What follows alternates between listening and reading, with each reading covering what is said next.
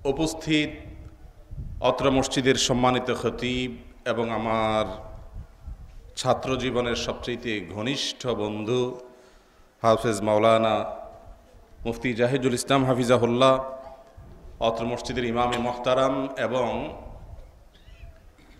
উপস্থিত ওয়াজিবুল এহতেরাম ওলামায়ে কেরাম ও দূরদূরান্ত থেকে আগত আমার প্রাণপ্রিয় দিনী ভাইয়েরা,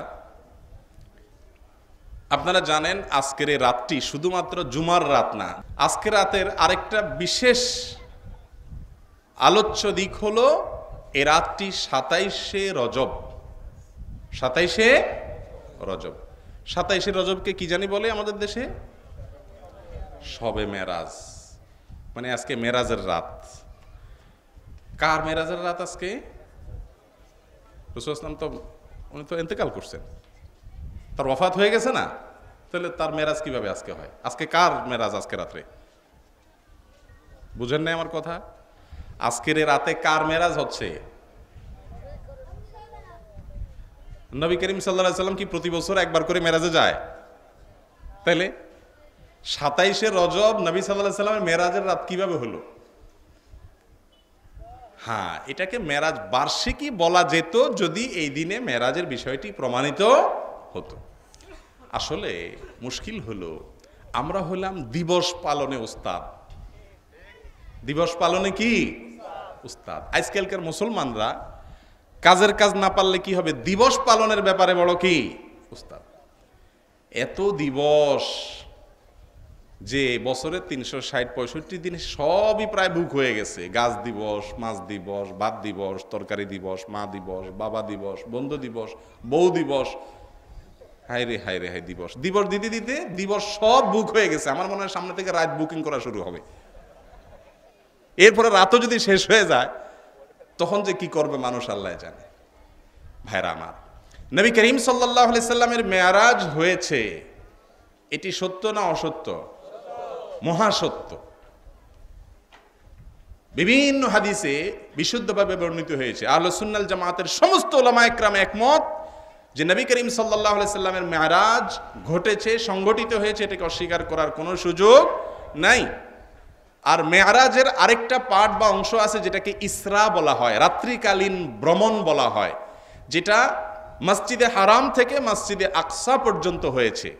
মক্কার মসজিদে হারাম থেকে ফিলিস্তিনের মসজিদে আকসা পর্যন্ত নবী সাল্লাল্লাহু আলাইহি সাল্লামকে রাতের বেলা আল্লাহ তাআলা অলৌকিকভাবে মুহূর্তের মধ্যে নিয়ে গেছেন এবং মসজিদে আকসাতে সমস্ত আম্বিয়া আলাইহিমুস সালাতু ওয়াস সালামকে আল্লাহ রাব্বুল আলামিন অথবা আম্বিয়া আলাইহিস সালাতু ওয়াস সালামের অনেককে আল্লাহ তাআলা সেখানে উপস্থিত করেছেন। তাদের রূহকে অথবা কিভাবে করেছেন আল্লাহু আলাম, নবী সাল্লাল্লাহু আলাইহি সাল্লাম সেখানে তাদের ইমামত করে নামাজ পড়িয়েছেন। রাতের বেলায় হয়তো নফল নামাজ তাহাজ্জুদ পড়িয়েছেন।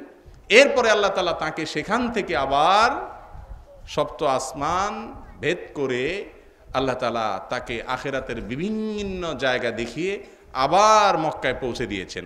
এই যে মক্কা থেকে ফিলিস্তিন পর্যন্ত, মসজিদে হারাম থেকে মসজিদে আকসা পর্যন্ত নিয়েছেন, এটাকে বলা হয় ইসরা। আর সেখান থেকে বাকি যে ভ্রমণ হয়েছে সেটাকে বলা হয় মেয়ারাজ।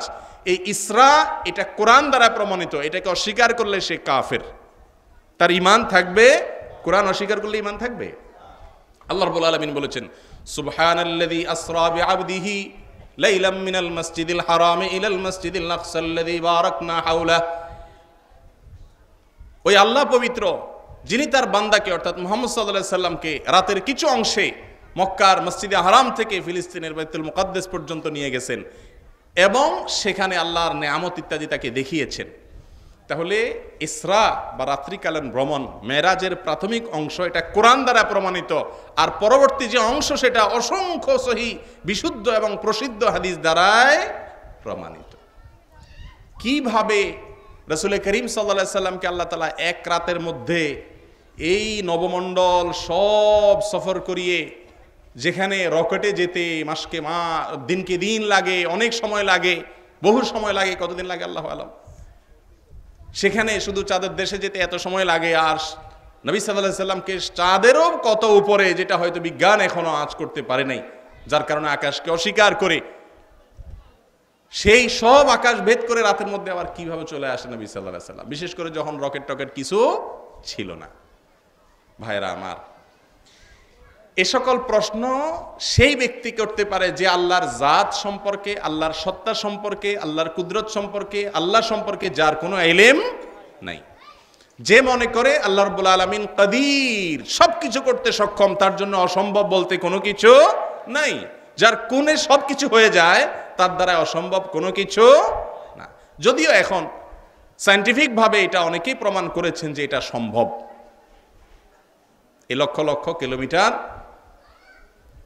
দূরত্ব সফর করে আসা সম্ভব। যাই হোক, সেটা ভিন্ন আলোচনা বিষয়। আমাদের আলোচনার বিষয় হলো নবী করিম সাল্লাল্লাহু আলাইহি সাল্লামের মেয়ারাজ হয়েছে, এটা সত্য। তবে তার মেয়ারাজ কোন তারিখে হয়েছে এ সম্পর্কে কোন হাদিসে, রাসূল আকরাম সাল্লাল্লাহু আলাইহি সাল্লাম থেকে বর্ণিত কোন বিশুদ্ধ হাদিসে কোনো তথ্য পাওয়া যায় না। কবে মেয়ারাজ হয়েছে এটা হাদিসে উল্লেখ নাই, কিন্তু মেয়ারাজ হয়েছে এটা সত্য। এই যে ডেট উল্লেখ নাই, তার কারণ কি? এর কারণ হলো তখন সাহাবায়ে কেরাম আমল খুঁজতেন, দিবস খুঁজতেন না, ডেট ফেট খুঁজতেন না। আর আমাদের হলো সব কিছুর আগে ডেট। ঠিক না ঠিক? একজন পানিতে ডুবে মরতেছে, 10 জন সাইডে দাঁড়িয়ে মোবাইলে ভিডিও করতেছে। এটা হলো সেই যুগ। ঠিক না ঠিক? ভিডিও করাটা, ডকুমেন্ট রেডি করাটা গুরুত্বপূর্ণ, ওকে বাঁচানোটা গুরুত্বপূর্ণ না। এটা সেই যুগ। সাহাবায়ে কেরাম হলে কি করতেন? ঝাঁপ দিয়ে পড়ে আগে লোকটাকে বাঁচাইতেন, ডকুমেন্ট পরে। এখন আমাদের কিছু ঘটলে আগে আমরা ডেটটা সংরক্ষণ করি, কোন দিন ঘটলো, কারণ পরের বছর আবার দিবস পালন করতে হবে। এই জন্য ভাইরা আমার, মেরাজ ঘটেছে, সংগঠিত হয়েছে, এটি সত্য। মেরাজ থেকে নবী করিম সাল্লাল্লাহু আলাইহি সাল্লাম আল্লাহর পক্ষ থেকে অনেক বার্তা নিয়ে এসেছেন আমাদের জন্য, যেগুলো বললে ঘন্টাকে ঘন্টা ব্যয় হবে। আমরা সেদিকে যাব না, শুধু সংক্ষেপে এটুকু বলি, নবী করিম সাল্লাল্লাহু আলাইহি সাল্লাম মেরাজ থেকে সবচাইতে গুরুত্বপূর্ণ আল্লাহর যে বিধান নিয়ে এসেছেন সেটার নাম কি? 5 ওয়াক্ত সালাত। ভাইরা আমার, কোন বিধান দেওয়ার জন্য, কোন ফরজ বিধান দেওয়ার জন্য, ইসলামের 5 রকমের কোন রকমের অর্ডার জারি করার জন্য আল্লাহ রাব্বুল আলামিন নবী করিম সাল্লাল্লাহু আলাইহি সাল্লামকে তার কাছে ডেকে পাঠিয়েছেন। সকল বিধান আসছে কার মাধ্যমে? জিবরিলের মাধ্যমে। একমাত্র 5 ওয়াক্ত নামাজ এত গুরুত্বপূর্ণ আমল যে এটা দেওয়ার জন্য আল্লাহ রাব্বুল আলামিন স্বয়ং রাসূলকে তার কাছে ডেকে নিয়েছেন এবং দিয়েছেন। তাহলে বোঝা গেল নামাজের চাইতে গুরুত্বপূর্ণ কোনো কাজ ইমানদারের জীবনে হতে পারে না। এখন নামাজ পড়ার খবর নাই, কিন্তু শবে মেরাজ উদযাপনে মরিয়া। মেরাজ থেকে কি বার্তা এসেছে সেটার খবর নাই, কিন্তু মেরাজ উদযাপনে আমরা কি মরিয়া। ভাইরা আমার, প্রথম কথা হলো যে মেরাজ কোন তারিখে হয়েছে এটি প্রমাণিত বিষয় না। হাফেজ ইবনে হাজার আল আসকালানী রাহিমাহুল্লাহ নামে একজন ইমাম, একজন বিদ্বান, হাদিস শাস্ত্রের মহাপণ্ডিত মানুষ ছিলেন। বুখারী শরীফের সবচেয়ে বড় এবং অথেন্টিক, সবচেয়ে গ্রহণযোগ্য ব্যাখ্যা গ্রন্থ যিনি লিখেছেন, হাফেজ ইবনে হাজার আসকালানী রাহমাতুল্লাহ আলাইহির নাম জানে না আর আলেম হয়েছেন এমন কোন আলেমের জন্ম পৃথিবীতে আজও হয়েছে বলে আমার মনে হয় না। কারণ আলেম কিভাবে আলেম হবে যে এত বড় ইমাম, হাদিসের ইমামের নাম জানে না? এটা সম্ভব না আমার মনে হয়। এরকম একজন ইমাম পণ্ডিত তিনি বলেছেন যে রজব মাসের 27তম রাতকে শবে মেরাজ বলে, বাদুল কুসাস, এটা তার ভাষা। কিছু কিছু কাহিনী রিসাইটার, গল্পবাজ, হাসানি কান্দানি ওয়াজ মাহফিলে কিছু লোক আছে না, এই টাইপের কিছু লোক আছে, এরা এই 27 তারিখকে শবে মেরাজ হিসাবে ছড়াইছে। আসলে নবী করিম সাল্লাল্লাহু আলাইহি ওয়াসাল্লামের মেরাজের তারিখ কবে হয়েছে এই সম্পর্কে হাদিসে কোনো বর্ণনা পাওয়া যায় না। ইতিহাসবিদদের মতে অনেক মত আছে, 27শে রজবও একটা মত, আরো অনেকগুলো মত আছে। আমরা যেভাবে এটাকে একেবারে গুরুত্বের সাথে বলি, রজব মাসের চাঁদ যখন উঠে, আমাদের দেশের সমস্ত মিডিয়াতে নিউজ কিভাবে হয় দেখছেন না আপনারা? কিভাবে নিউজ হয় বলেন তো? আমার মুখস্থ, আজ রজবের চাঁদ দেখা গিয়েছে, জাতীয় চাঁদ দেখা কমিটি বৈঠক করে ঘোষণা দিয়েছে, যেহেতু রজবের চাঁদ দেখা দিয়েছে, পত্রিকার শিরোনাম হলো আজ রজবের চাঁদ দেখা গিয়েছে, অতএব অমুক তারিখ শবে মেরাজ। ঠিক না ঠিক? রজব মাসটা সম্মানিত 4 মাসের একটা, যেই সম্মানিত মাসের বিস্তারিত বিবরণ আল্লাহ তাআলা কোরআনে কারিমে সূরা তাওবা উল্লেখ করেছেন। সহিহ বুখারীতে তার ব্যাখ্যা আবু বকর বর্ণিত হাদিসে নবী সাল্লাল্লাহু আলাইহি ওয়াসাল্লাম উল্লেখ করেছেন। কোনো পত্রিকাতে এটা লেখে না যে আজ রজব মাসের চাঁদ দেখা দিয়েছে, যে রজব মাস সম্মানিত 4 মাসের একটা। এটা জীবনে দেখছেন কোনো দিন? যে সম্মানিত মাস সম্পর্কে কোরআনে বর্ণনা আছে, হাদিসে বর্ণনা আছে, সব হাদিসের কিতাবে বর্ণনা আছে, সেটা বলার ব্যাপারে খবর নাই, যেটার কোনো ভিত্তি খুঁজে পাওয়া যায় না, ওইটাকে দেখবেন বড় করে মিডিয়া প্রকাশ করে। মিডিয়া সবসময় বেদাত প্রচারে বড় উস্তাদ, কখনো সহি জিনিস প্রচার করতে চায় না। ভাইরা আমার, তাহলে রজব মাসের 27 তারিখে মেরাজ হয়েছে, এটা একটা মত। এটাকে আবার একেবারে জাল ভিত্তিহীন বলে খুব শক্ত করে বলার দরকার নাই, এটা একটা ইতিহাসবিদদের একটা মত। তবে এর বাইরে আরো বহু মত আছে। অথেন্টিক কোনো হাদিস দ্বারায় এই রাতে মেরাজ হয়েছে এটা প্রমাণিত না। আর যদি ধরেও নেওয়া হয় ঠিক আছে এই তারিখে নবী সাল্লাল্লাহু আলাইহি ওয়াসাল্লাম মেরাজ হয়েছে, যেহেতু জানি না, হতে পারে এই রাতেও হতে পারে, ধরলাম, কিন্তু এ রাতের কোনো বিশেষ আমল কোরআন হাদিসে কোথাও নাই। এমনকি এই দিনের অর্থাৎ আগামীকাল দিনের রোজা রাখারও কোনো ফজিলত কোনো হাদিসে পাওয়া যায় না। কোনো জয়ীফ হাদিস থেকেও একটা জয়ীফ হাদিস সম্ভবত পাওয়া যায়, কিন্তু কোনো বিশুদ্ধ হাদিস বা গ্রহণ করার মতো কোনো হাদিস থেকে পাওয়া যায় না। ভাইরা আমার, রাসূল আকরাম সাল্লাল্লাহু আলাইহি ওয়াসাল্লামের মেরাজ কবে হয়েছিল মক্কায় জানা আছে আপনাদের? মানে কবে বলতে কতদিন পরে নবুয়তের? প্রায় 10 বছর পর। নবুয়তের 10 বছর পরে মেরাজ হওয়ার মানে হলো মক্কায় নবী করিম সাল্লাল্লাহু আলাইহি ওয়াসাল্লাম মেরাজের পরে আরো কত বছর ছিলেন? আরো 13 বছর ছিলেন। মক্কায় মোট কত বছর ছিলেন নবী হওয়ার পরে? তিনি 23 বছর। 10 বছর পরে যদি মেরাজ হয় তাহলে সাথে আরো কয় বছর ছিলেন? আরো 13 বছর। এরপরে মদিনা যায় কয় বছর বেঁচে ছিলেন? 10 বছর। 10 এর 13 কয় বছর হয়? 23। তার মানে মেরাজের ঘটনার পরে তিনি আরো কত বছর বেঁচে ছিলেন? 23 বছর। যদি মেরাজের ঘটনাকে কেন্দ্র করে কোনো নফল রোজা রাতভর আমলের কথা হাদিস নবী সাল্লাল্লাহু আলাইহি ওয়াসাল্লামের জীবনে পাওয়া যেত, সেটা হাদিসে থাকতো কি থাকতো না? 23 বছর ছিল, উনি নিজেও তো করতেন, মেরাজ পালন করতেন, কিন্তু এরকম কোনো হাদিস পাওয়া, তাহলে বোঝা গেল মেরাজ উপলক্ষে আমাদের বিশেষ করণীয় নাই। তবে হ্যাঁ, মেরাজকে বিশ্বাস করতে হবে, মেরাজের শিক্ষাগুলো ধারণ করতে হবে, মন গড়া কোনো আমল করা যাবে না। ভাইরা আমার, মেরাজ এর অনেক বার্তা আছে, এটা নিয়ে খুব বেশি আলোচনা আমরা করব না, কারণ আমার আরো 2টা বিষয় বাকি আছে। মেরাজ এই বিষয়ে নবী সাল্লাল্লাহু আলাইহি ওয়াসাল্লাম মেরাজ থেকে 5 ওয়াক্ত নামাজ নিয়ে আসছেন, এটা হলো সবচেয়ে গুরুত্বপূর্ণ বিষয়। দ্বিতীয়, মেরাজে যাওয়ার পরে আল্লাহ রাব্বুল আলামিন তার রাসূলকে সাল্লাল্লাহু আলাইহি ওয়াসাল্লামকে জান্নাতের বিভিন্ন দৃশ্য দেখিয়েছেন এবং বলেছেন এ আমল করলে এটা পাবে, এ আমল করলে এটা পাবে। অমুককে তার পায়ের আওয়াজ শুনেছেন নবীজি জান্নাতে। রাসূল আকরাম সাল্লাল্লাহু আলাইহি ওয়াসাল্লাম সাহাবীর পায়ের আওয়াজ শুনছেন না? হাদিসে আসছে যে তিনি পায়ের আওয়াজ শুনেছেন। পায়ের আওয়াজ আবার শুনে বুঝে কিভাবে? অনেক পরিচিত মানুষের পায়ের হাঁটার স্টাইল আওয়াজ শুনলে বোঝা যায় না যে অমুক আসছে। তো নবী সাল্লাল্লাহু আলাইহি ওয়াসাল্লাম মুখস্থ সাহাবীর পায়ের আওয়াজ। তো সাহাবী তো তখনও মারা যান নাই, পায়ের আওয়াজ কিভাবে শোনা গেল? আল্লাহ রাব্বুল আলামিন তার আওয়াজটাকে শুনিয়েছেন। এই যুগে তো প্লে করে রেকর্ড করে শোনানো খুব ইজি। অতএব আল্লাহ তাআলার জন্য এগুলো যে সম্ভব কিছুই না, অতএব এই যুগের বিজ্ঞান এবং সায়েন্সের উন্নতি আমাদেরকে সহজে বুঝিয়ে দিয়েছে। নবী সাল্লাল্লাহু আলাইহি সাল্লাম শুনতে পেলেন, সাহাবীকে জিজ্ঞাসা করলেন তোমার পায়ের আওয়াজ শুনতে পাইছি। তার মানে আগে আগে জান্নাতে চলে গেছে, কে আমলের কারণে গেছে। এসব শিক্ষা হাদিসে আছে না নাই আমি সেদিকে যাচ্ছি না, অসংখ্য, বলতে গেলে ঘন্টায় ঘন্টা বলা যাবে মেরাজের শিক্ষা। যারা গীবত শিকায়েত করে বেড়ায়, নবী সাল্লাল্লাহু আলাইহি সাল্লামকে আল্লাহ তাআলা দেখিয়েছেন জাহান্নামে তাদের শাস্তির দৃশ্য। বড় বড় নখ নিজের গালে নিজে আঁচড়াতে থাকে আর রক্তাক্ত হতে থাকে, অটোমেটিক হয়ে গেছে, স্বাদে আঁচড়ায় না। জাহান্নামের শাস্তি এটা অটো হয়ে গেছে, কষ্ট পেতে থাকে শাস্তি। কেন? কারণ সে পৃথিবীতে মানুষের গীবত করে বেড়াতো, সমালোচনা করে বেড়াতো, চায়ের দোকানে আড্ডা দিত, মানুষের পিছনে সমালোচনা করতে লেগে থাকতো। এটার শাস্তি নবী সাল্লাল্লাহু আলাইহি ওয়াসাল্লামকে দেখানো হয়েছে। এটা মেরাজের বার্তা, যেন আমরা গীবত না করি। শাস্তি দেখানো হয়েছে, জাহান্নামে হাবুডুবু খাচ্ছে, তাকে পাথর নিক্ষেপ করা হচ্ছে। একদিকে জাহান্নামের কষ্ট, অপরদিকে পাথরের কষ্ট। জেনাকারের শাস্তি দেখানো হয়েছে, খুনির শাস্তি দেখানো হয়েছে, পা উপর দিকে ঝুলিয়ে আঘাত করা হচ্ছে, তারপরে যায় বড় লোহার হাতুড়ি দিয়ে আঘাত করা হচ্ছে মাথায়। অনেক শাস্তির দৃশ্য দেখেছেন তিনি, নবী সাল্লাল্লাহু আলাইহি ওয়াসাল্লাম তাকে দেখিয়েছেন, আল্লাহ রাব্বুল আলামিন তাকে দেখিয়েছেন মেরাজে আমাদেরকে শিক্ষা দেওয়ার জন্য।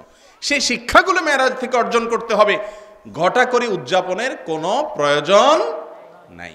আল্লাহ রাব্বুল আলামিন আমাদেরকে কোরআন এবং সুন্নাহর আদর্শ অনুযায়ী, নির্দেশনা অনুযায়ী আমাদের জীবনকে সাজানোর তৌফিক দান করুন। মন গড়া আমল থেকে আল্লাহ রাব্বুল আলামিন আমাদের সকলকে হেফাজত করুন। ভাইরা আমার, তাহলে রজব মাসের ২৭তম রাতে মেরাজ হলেও হতে পারে, অন্য কোনো দিনও হতে পারে, কিন্তু এই রাত উপলক্ষে কোনো করণীয় নাই। দিন উপলক্ষেও কোন হাদিসের আলোকে তেমন কোনো করণীয় নাই। তবে মেরাজ থেকে যে শিক্ষা আছে সেগুলো আমাদেরকে কি করতে হবে? ধারণ করতে হবে। দুইটা বিষয় বললাম, একটা হলো এই রাত, জুমার রাত, তার করণীয়। দ্বিতীয় হলো মেরাজের শিক্ষা এবং শবে মেরাজ কবে হয়েছে না হয়েছে সে বিষয়ে।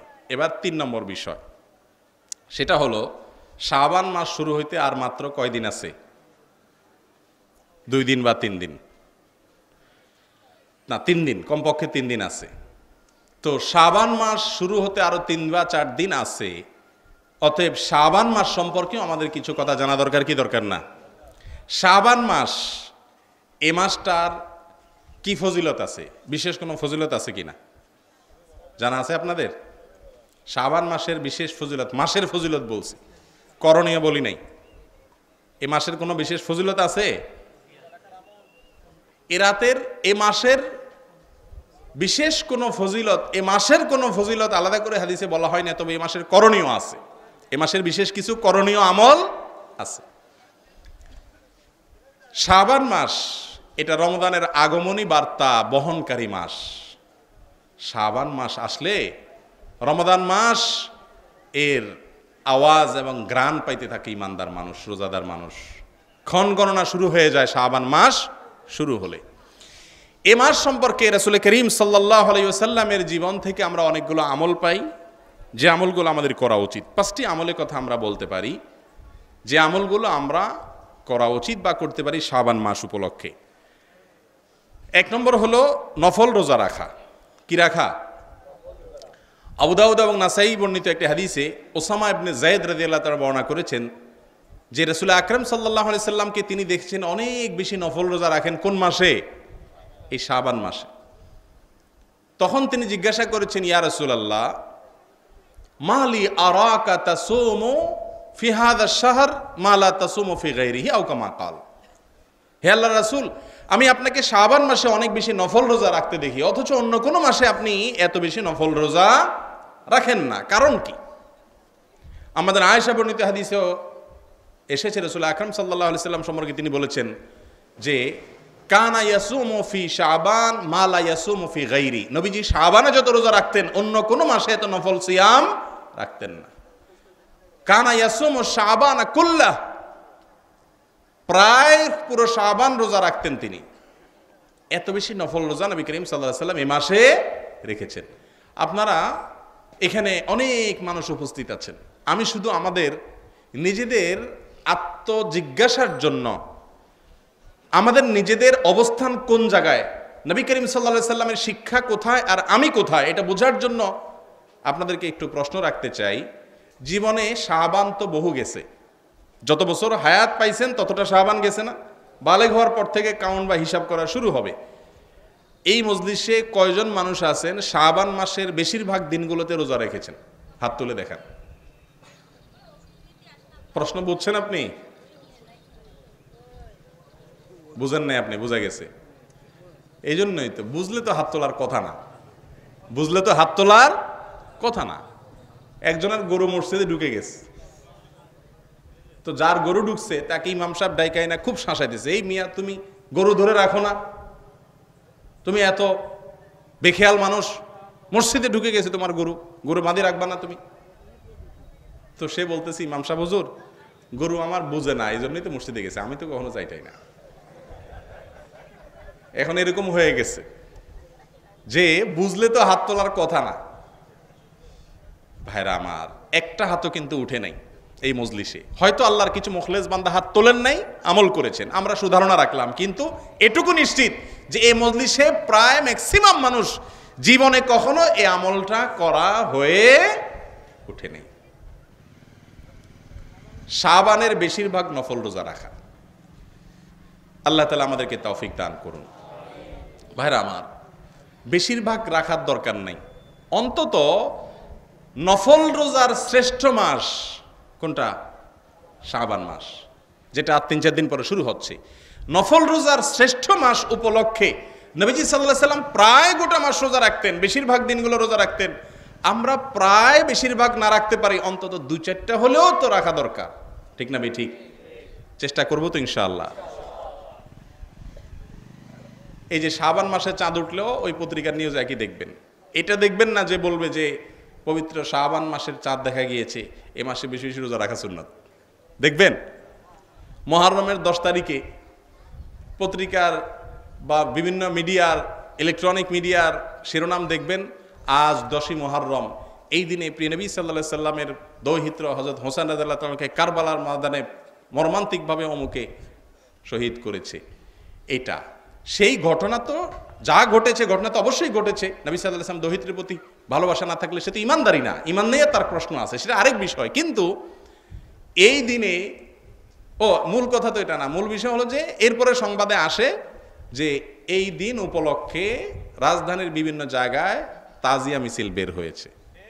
এখন তাজিয়া মিছিল যদি বের হয়, কয়টা তাজিয়া মিছিল বের হয় আর কয়জন মানুষ থাকে? কিন্তু আশুরার রোজা এদেশের কতজন মানুষ রাখে? লক্ষ লক্ষ মানুষ রাখে না? আপনারা আশুরার রোজা রাখেন না?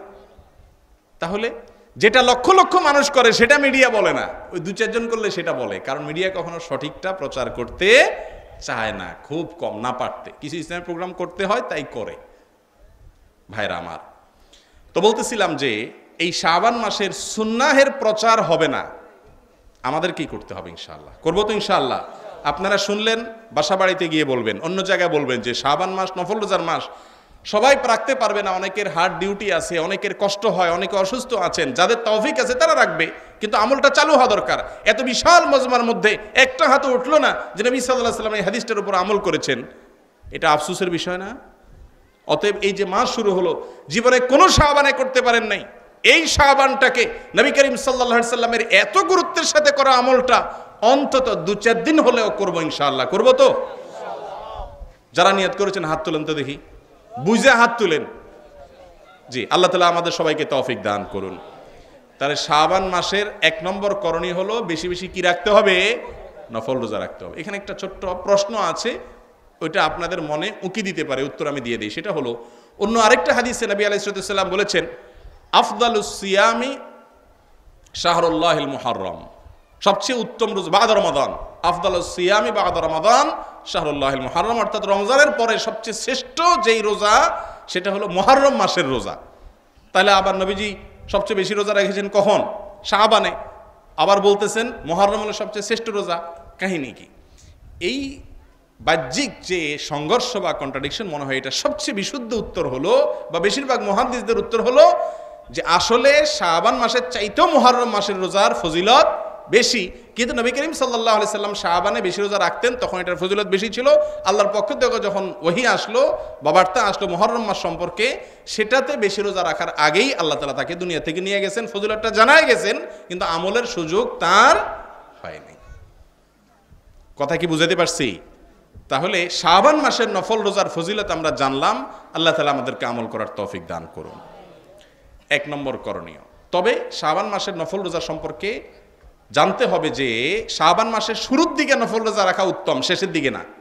শেষের দিকে রোজা না রাখা উচিত। অনেক উলামা ইকরাম মাকরুহ বলেছেন, বিশেষ করে একেবারে শেষের দিন যেটা, সেদিনই তো রোজা রাখাই নিষেধ, যেটাকে ইয়ামুশ-শক বলা হয়, হাদিসে স্পষ্ট নিষেধ আছে।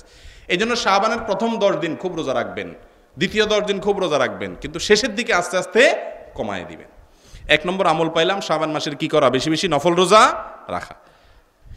দ্বিতীয় আমল হলো, গত বছরের যদি কোনো রমজানের ফরজ রোজা বাদ গিয়ে থাকে, বা বিগত কোনো বছরের রোজা যদি ছুটে গিয়ে থাকে অসুস্থতার কারণে, কোনো সফরের কারণে রোজা রাখতে পারেন নাই, মা বোনরা মাসিকের কারণে রাখতে পারেন নাই, তাহলে সেই রোজা শাবান মাসের মধ্যে রেখে শেষ করবেন। যদি এখনো বাকি থাকে, রমজান শুরু করার আগে আগে সেটা শেষ করবেন। কারণ আমাদের আয়েশা রাদিয়াল্লাহু তাআলা বর্ণিত হাদিসে আমরা জানতে পারি, তিনি বলেছেন যে আমি আমার আগের রমজানের ভাঙতি যে রোজাগুলো আমার থাকতো, সেগুলো আমি পরবর্তী রমজানের আগে শাবান মাসে রাখতাম। শাবান মাসে কেন রাখতেন তিনি? কারণ নবী করিম সাল্লাল্লাহু আলাইহি সাল্লাম তার সঙ্গে থাকতো। স্বামী সঙ্গে থাকলে স্বামীর পারমিশন ছাড়া, ফরজ রোজা ছাড়া অন্য রোজা রাখা যায় না। যে রোজা অন্য সময়, এটাও ফরজ রোজা কিন্তু এটা আগে পরে রাখা যায়, এই জন্য স্বামীর পারমিশন লাগে। নবী সাল্লাল্লাহু আলাইহি সাল্লাম সাথে থাকতেন, এই জন্য তার হক লক্ষ্য করে তিনি অন্য সময় রোজা রাখতেন না। কিন্তু শাবান মাসে নবীজি নিজে যেহেতু বেশি নফল রোজা রাখতেন, এই চান্সে আমাদের আয়েশা তার কাজা রোজাগুলো রেখে ফেলতেন। এখান থেকে বোঝা গেল আগের বছরের কাজা রোজা থাকলে সেগুলো শাবানে রেখে ফেলা উত্তম। বুঝাইতে পারছি কথা? নাম্বার 3, শাবান উপলক্ষে তৃতীয় আমল হলো শিরক এবং হিংসা থেকে নিজেকে বাঁচিয়ে রাখা। এটা শাবান মাসের বিশেষ আমল কেন বললাম? কারণ শাবানের মধ্য রজনী, যেটাকে লাইলাতুন নিসফে মিন শাবান বলা হয়, এই শাবানের মধ্য রজনী যেটাকে আমরা নাম দিয়েছি লাইলাতুল বরাত, কোরআন হাদিসে কোথাও এ নাম নাই। কোরআন হাদিসে এটাকে লাইলাতুল বরাত বলা, কোরআন হাদিসে বলা হয়েছে লাইলাতুন নিসফে মিন শাবান, যার বাংলা হয় শাবানের মধ্য রজনী বা মধ্যরাত, যেটাকে 15তম রাত বলে। এই রাত সম্পর্কে নবী আলাইহিস সালাম একটা হাদিস বর্ণিত হয়েছে মুহাদ্দিসিন ইকরাম, সে হাদিসকে হাসান বলেছেন এবং আরো অনেকগুলো হাদিস আছে, সবগুলো একত্র করলে এটাকে গ্রহণযোগ্যতার লেভেলে অবশ্যই দেওয়া যায়। সেটা হলো আল্লাহ রাব্বুল আলামিন এ রাতে সব মানুষকে সাধারণ ক্ষমা ঘোষণা করেন, শুধুমাত্র হিংসুক এবং মুশরিক ছাড়া। ইল্লা লিমুশরিকিন আও মুশাহিন, যে অন্যের প্রতি হিংসা রাখে আর শিরক করে, শিরকে আকবর করে, তার কোনো সাধারণ ক্ষমা নাই। এজন্য যত সাধারণ ক্ষমা আছে সেগুলো পাওয়ার জন্য শিরক এবং হাসাদ থেকে বেঁচে থাকার কি করতে হবে? চেষ্টা করতে হবে। তবে এই রাতে ভাগ্য নির্ধারণ হয় কি হয় না সে নিয়ে লম্বা চড়া আলোচনা আছে। সূরা দুখান আয়াত নম্বর 1 থেকে 4, এখানে আল্লাহ রাব্বুল আলামিন বলেছেন, ইন্না আনজালনাহু ফি লাইলাতিন মুবারাকা, আমি একটি বরকতময় রাতে কোরআন নাজিল করেছি। সেটা কোন রাত? কোরআন নাজিল হয়েছে কোন রাতে? লাইলাতুল কদরে, শবে কদরে। কারণ আল্লাহ বলেছেন ইন্না আনজালনাহু ফি লাইলাতিল কদর, শবে কদরে আমি কোরআন নাজিল করেছি। তো আল্লাহ বলছেন সূরা দুখানে, আমি যে রাতে কোরআন নাজিল করেছি, ফিহা ইউফরাকু কুল্লু আমরিন হাকিম, সে রাতে গুরুত্বপূর্ণ সব বিষয়গুলো ধার্য করা হয়। আয়াতের আলোকে বেশিরভাগ মুফাসসিরগণ বলেছেন লাইলাতুল কদরে আল্লাহ রাব্বুল আলামিন গুরুত্বপূর্ণ বাজেটগুলো ধার্য করে থাকেন। আর অনেক বিস্তারিত আলোচনা আছে, কিন্তু লাইলাতুন নিসফে মিন শাবান, যেটাকে আমরা শবে বরাত বলছি, এর এটুকু ফজিলত অবশ্যই অস্বীকার করার কোনো সুযোগ নেই যে এই রাতে আল্লাহ রাব্বুল আলামিনের সাধারণ ক্ষমা ঘোষণা করা হয়েছে। এর বাইরে এই মাস উপলক্ষে, শাবান মাস উপলক্ষে আমাদের চতুর্থ করণীয় হলো বেশি বেশি দান সদকা এবং ইবাদতের মাধ্যমে নিজেকে ইবাদতে অভ্যস্ত করে তোলা। বিশেষ করে প্রথম যে আমলটা বলছি, রোজা বেশি রাখা। এই মাসে নবী সাল্লাল্লাহু আলাইহি ওয়াসাল্লাম কেন বেশি রোজা রাখতেন? এর অনেক কারণ। একটা কারণ হলো এই মাসটাতে রমজানের আগের মাস হওয়ার কারণে বেশি বেশি নফল রোজা রাখলে মূল যে রমজানের রোজা আসতেছে সেটার জন্য এক্সারসাইজ হয়, এটার জন্য কি হয়? অনুশীলন করা হয়, যাতে হঠাৎ করে রমজান রোজা রাখলে শরীর খারাপ না করে, অসুস্থ হয়ে না যায়, খারাপ না লাগে। এ মাস থেকে রোজা রেখে রেখে আস্তে আস্তে কি করা? অভ্যাস করা। এছাড়া আপনারা ফরজ নামাজে দেখেন আগে পরে সুন্নত নামাজ আছে না নেই? প্রত্যেকটা ফরজ নামাজেই প্রায় জোহরের আগে পরে আছে, মাগরিবের পরে আছে, এশার পরে আছে, ফজরের আগে আছে। এই যে নামাজের আগে পরে সুন্নত নামাজ, এগুলো কেন? এগুলো হলো ফরজের পরিপূরক। আপনি যখন কোনো গুরুত্বপূর্ণ কাজে একটা পেপার, একটা ভোটার আইডি কার্ডের, এনআইডি কার্ডের ফটোকপি নেওয়া লাগে, একটা কপি লাগলে আপনি 2টা নিয়ে যান, যদি একটা নষ্ট হয়ে যায় আরেকটা কাজে লাগানো যাবে। এই জন্য ফরজ আমলের পাশাপাশি নফল আমল বা সুন্নত আমল বেশি বেশি করতে হয়। নবী করিম সাল্লাল্লাহু আলাইহি সাল্লাম সে শিক্ষা দিয়েছেন। তো নামাজের যেরকম আগে পরে সুন্নত আমল আছে, এটাকে আমরা বলি ওয়ার্ম আপ, গা গরম, রিহার্সেল, অনুশীলন, যাতে করে মূল আমার যে নামাজ সেটা শুরু করার আগে এই নামাজ থেকে আমি শুরুটা করতে পারি, এটা প্রস্তুতি। এই জন্য রমজানের আগে শাবান থেকে নফল রোজা রাখা হলো রমজানের কি? প্রস্তুতি। আর এর আসল এবং মূল কারণ হলো দুটি, যেটি ওসামা ইবনে যায়েদ রাদিয়াল্লাহু তাআলা বর্ণিত হাদিসে নবী সাল্লাল্লাহু আলাইহি ওয়াসাল্লাম বলেছেন। ওসামা রাদিয়াল্লাহু তাআলা জিজ্ঞাসা করেছেন, ইয়া রাসূলুল্লাহ, শাবানে আপনি এত রোজা কেন রাখেন? অন্য মাসে তো দেখি না। তখন নবীজি বলেছেন 2 কারণ। কয় কারণ? 2টি কারণ। নাম্বার 1, তিনি বলেছেন যাকা শাহরুন ইয়াগফুলুন নাসু আনহু বাইনা রজব ওয়া রমাদান। কারণ শাবান মাস এমন মাস, যেই মাসটি 2টা ফজিলতপূর্ণ মাসের মধ্যখানে একটা সাধারণ মাস। এই মাসের আগের মাসটা হলো রজব, যে রজব মাসটা হলো সম্মানিত 4 মাসের একটা, আর এই মাসের পরের মাসটা হলো রমাদান, যেটা সারা বছরের শ্রেষ্ঠ মাস, সাইয়্যিদুশ শুহুর, সকল মাসের সেরা মাস। তো সেরা মাস আর সম্মানিত মাস, 2 পাশে 2টা, মাঝখানে শাবানের বিশেষ কোনো মর্যাদা নাই। এই জন্য মানুষ এ মাসে নাকে তেল দিয়ে ঘুমায়, বিশেষ কোনো আমল করে না। নবীজি বলেছেন যেহেতু কেউ এ মাসে তেমন কোনো আমল করে না, গাফলতিতে থাকে, সেজন্য আমি এই মাসে বেশি বেশি নফল রোজা রাখি, কারণ যে সময়টাতে যে আমলটা থেকে মানুষ গাফেল থাকে ওইটা করার ফজিলত অনেক বেশি।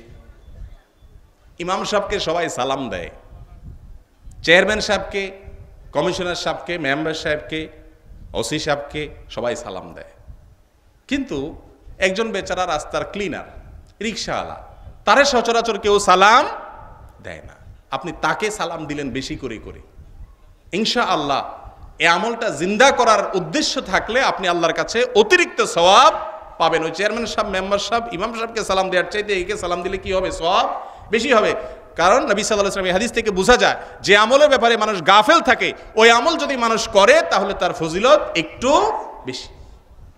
তাহাজ্জুদের সময়, ভোর রাত, এই সময় তো সবাই ইবাদত বন্দেগীতে মশগুল থাকে, তাই না? ভোর রাতে সবাই খুব ইবাদত বন্দেগী, রোনাজারি, নামাজ এগুলো করে না? ভোর রাতে সারা দেশে মানুষ কি করে?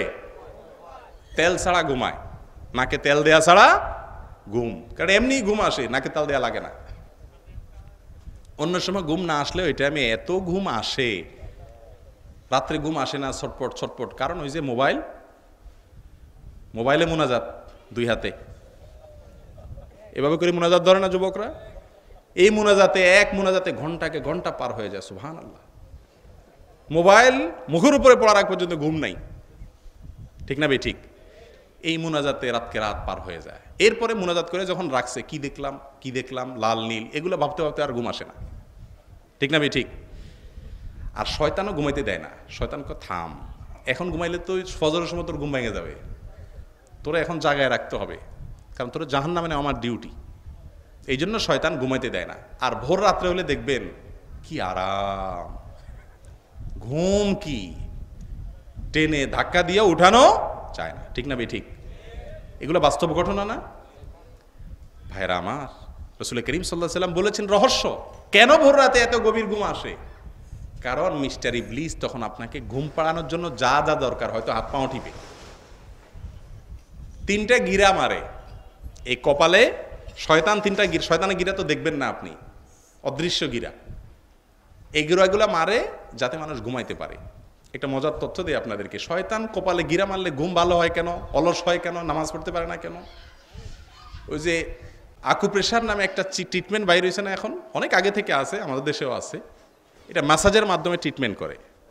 তো একবার ঘুমের সমস্যা দেখা দিল একজন আলেমের, ঢাকায়, কোনো ওষুধ বড়িতে কাজ হয় না। তো এরকম একজন ডাক্তার ছিল আকুপ্রেশারের, আমি ওনাকে বললাম যে ভাই এই ভাইয়ের ঘুম হয় না, অনেক ডাক্তার দেখাইছেন, কোনো কাজ হয় না, ওষুধ খেয়েও ঘুম আসে না, আপনি কিছু পারবেন না? বলে হ্যাঁ ইনশাআল্লাহ, আল্লাহর উপর ভরসা করে আমার ম্যাসাজে আমি ঘুম পাড়াই দিব। ঠিকই বেচারা ঘুম পাড়াই দিয়ে আসছে। আমি বললাম কি করলেন, আমার শিখাই দেন।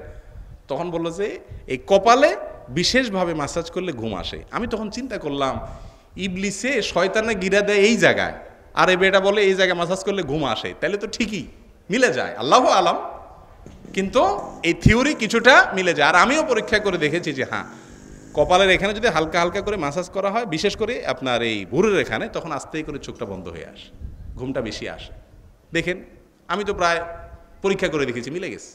তাহলে শয়তান তিনটা গিরা দেয় মানুষকে, কেন? যাতে ভোর রাত্রে আপনি উঠতে না পারেন। দেখেন ফজরের সময়, বিশেষ করে শীতের দিনে কম্বল গায়ে দিলে যেই ঘুমটা হয়, তখন মনে হয় এই কম্বল সরায় উঠলে আমি মরে যাব, এরকম মনে হয় না? কি আরাম! সুবহানাল্লাহ। আল্লাহর এই দুনিয়াতে যদি আরাম সবচেয়ে বেশি উপলব্ধি হয় ওই ফজরের সময় ঘুম। কারণ সন্ধ্যা রাত্রে ঘুম না আসলে এটা আমি মিস্টার ইবলিস হাত পা টিপে, কপাল টিপে, আকুপ্রেশারের আপনার ট্রিটমেন্ট প্রয়োগ করে আপনাকে ঘুম পাড়াবে, ঠিক না? ঠিক। একটু হিম্মত করে যদি কম্বলটা ফালাই দিয়ে আপনি উঠে যেতে পারেন, নবী সাল্লাল্লাহু আলাইহি ওয়াসাল্লাম বলেন যে সাথে সাথে একটা গিরা খুলে যায়। এবং খেয়াল করবেন, কম্বল ফালাইয়া শীতের দিনে যদি উঠে দাঁড়ায় যেতে পারেন, দেখবেন যে শরীর অর্ধেক পাতলা হয়ে গেছে। এতক্ষণ মনে হচ্ছিল যে মরে যাবো, এখন মনে হয় না, আলহামদুলিল্লাহ হিম্মত হয়েছে, এখনো দুইটা গিরা বাকি আছে। এই জন্য শয়তান বলে উরি বাবা যে ঠান্ডা, পানিতে কেমনে হাত দিবি, দিলেই শেষ। তখন যদি হিম্মত করে হাতারাতা গোছায়া যায়, বিসমিল্লাহ বলে টেপে হাত ঢুকে দিতে পারেন, দেখবেন কই কিছুই না, নাথিং। অজু করার পরে দেখবেন ফ্রেশ হয়ে গেছেন অর্ধেক, ঠিক না? ঠিক। গিরা আরেকটা রয়েছে, তখন এবার ইবলিস বুঝায় যে শীতের দিন বাসায় পড়লে তো হয়ে যায়, মাসলা আছে তো, মাসলা আছে, তখন ইবলিস মুফতি হয়ে যায়, হয়ে আপনার ফতোয়া দেয় যে বাসায়ও তো আছে, হাদিসে আছে তো, বাসায়ও পড়া যায় নামাজ। কিন্তু আপনি যদি হিম্মত করে বাইরে হয়ে যান, না বাসায় কেন পড়বো, 1-27 সালাতুল জামাআতে তাফদুল সালাতুল ফজর বি 87 দারাজা, একা নামাজ পড়ার চাইতে জামাতে নামাজ পড়লে 27 গুণ বেশি সওয়াব হয়, আপনি জামাতের জন্য মসজিদে চলে আসলেন। এরপরে দেখবেন মসজিদ থেকে নামাজটা পড়ে যখন বাসায় যান, সুবহানাল্লাহ, কোন আর গিরাটিরা থাকে না, শয়তানের সব গিরা শেষ, নস্যাৎ করে দিন, আপনি জিতে গেলেন। তখন ফজর নামাজ পড়ে বাসায় যাওয়ার সময় দেখবেন কি ফ্রেশ মনে হয়, পরীক্ষা করে দেখেন, মেন্টালি মনে হয় কি ফ্রেশ। অথচ কম্বলে যখন ছিলেন, উঠবো উঠবো অ্যালার্ম বন্ধ করেন, আবার মোবাইলে বাজে, আবার বন্ধ করেন, এরপরে পারলে মোবাইলটা বন্ধ করে ফেলাই দিতে চান, কি কষ্ট। কিন্তু উঠে যখন ওযু করে নামাজটা পড়ে বের হন, মাশাআল্লাহ, মনে হয় পুরো শরীর কি হয়ে গেছে, পাতলা হয়ে গেছে। ঠিক না? ঠিক। নবী আলাইহিস সালাম বলেছেন ফাসবাহা নাশীতান নফস, ফজর নামাজটা পড়ার পরে শরীর সবচাইতে ফ্রেশ হয়ে যায়, ফুরফুরে হয়ে যায়। আর যে কমবখ্ত শুয়ে থাকে 7টা 8টা 9টা বাজে উঠে, ফাসবাহা খাবিসান নফস, তার সকাল হয়, তার গোটা মনন মানসিকতা, তার মনস্তত্ত্ব সবটা নোংরা থাকে, বের হতে থাকে, ও স্যাড ব্যাড কইতে কইতে অফিসে যায়। কথা কি বুঝাতে পারছি? আল্লাহ তাআলা আমাদেরকে ফজরের গুরুত্ব বুঝার তৌফিক দান করুন। ভাইরা আমার, সবচেয়ে ক্রিম মুসল্লি, সবচেয়ে ক্রিম মুসল্লি, দামি মুসল্লি হলো ওই মুসল্লি, যেই মুসল্লি, ওই মুক্তাদি, যে মুক্তাদি ফজর নামাজ জামাতের সাথে পড়তে আসে। সারা দেশে মসজিদগুলোতে সবচেয়ে বেশি সংখ্যক মুসল্লি মসজিদে ফজরের সময় থাকে, তাই না? ফজরের সময় থাকে না? সবচেয়ে কম থাকে কেন? বেশি থাকার কথা তো। জোহরের সময় অফিসে, বাজারে, মাগরিবেও বাহিরে, এশায়ও বাইরে হতে পারে, আসরেও বাইরে থাকতে পারে, ফজরের সময় তো সবাই মহল্লায় আছে না নাই? তাহলে এই সময় মুসল্লি তো সবচেয়ে বেশি থাকার কথা, কিন্তু সংখ্যা সবচাইতে, কারণ গোটা এলাকার প্রত্যেকটা ঘরে ঘরে প্রত্যেক ব্যক্তির পিছনে ইবলিসের বাহিনী লেগে গেছে হাত মাটি পাতে, চান্দু ঘুমা, কারণ তোর জাহান্নামে নেওয়ার আগ পর্যন্ত আমার ডিউটি শেষ হবে না। আল্লাহ তাআলা আমাদের সবাইকে ফজরের নামাজের ইহতিমাম করার তৌফিক দান করুন। ভাইরা আমার, শাবান মাস সম্পর্কে বলতে বলতে এদিকে গেছে, বলছিলাম যে ভোর রাতটাতে মানুষ গাফেল থাকে, ঘুমায় থাকে, এই জন্য ওই টাইমে দাঁড়িয়ে কেউ তাহাজ্জুদ পড়লে তার মর্যাদা, পৃথিবীতে যত নফল নামাজ আছে তার মধ্যে সবচাইতে বেশি তাহাজ্জুদের মর্যাদা। ঠিক না? ঠিক। কারণ এই টাইমে মানুষ কি থাকে? গাফেল হয়ে শুয়ে থাকে। এই টাইমে আল্লাহর সাথে কথোপকথনের ফজিলত বেশি, আল্লাহ দুনিয়ার আসমানে নেমে আসেন। এই জন্য শাবান মাসটাতে মানুষ গাফেল হয়ে থাকে। সাহাবা ইকরামের যুগে গাফলতি একরকম, এখন আবার আরেক রকমের গাফলতি হয়েছে, সে বিষয়ে পরে বলতেছি। তো এই গাফলতির কারণে এই টাইমে নবী সাল্লাল্লাহু আলাইহি ওয়াসাল্লাম নফল রোজা বেশি রাখতেন। আর দ্বিতীয় কারণ কি? এটা আরো বেশি জরুরি।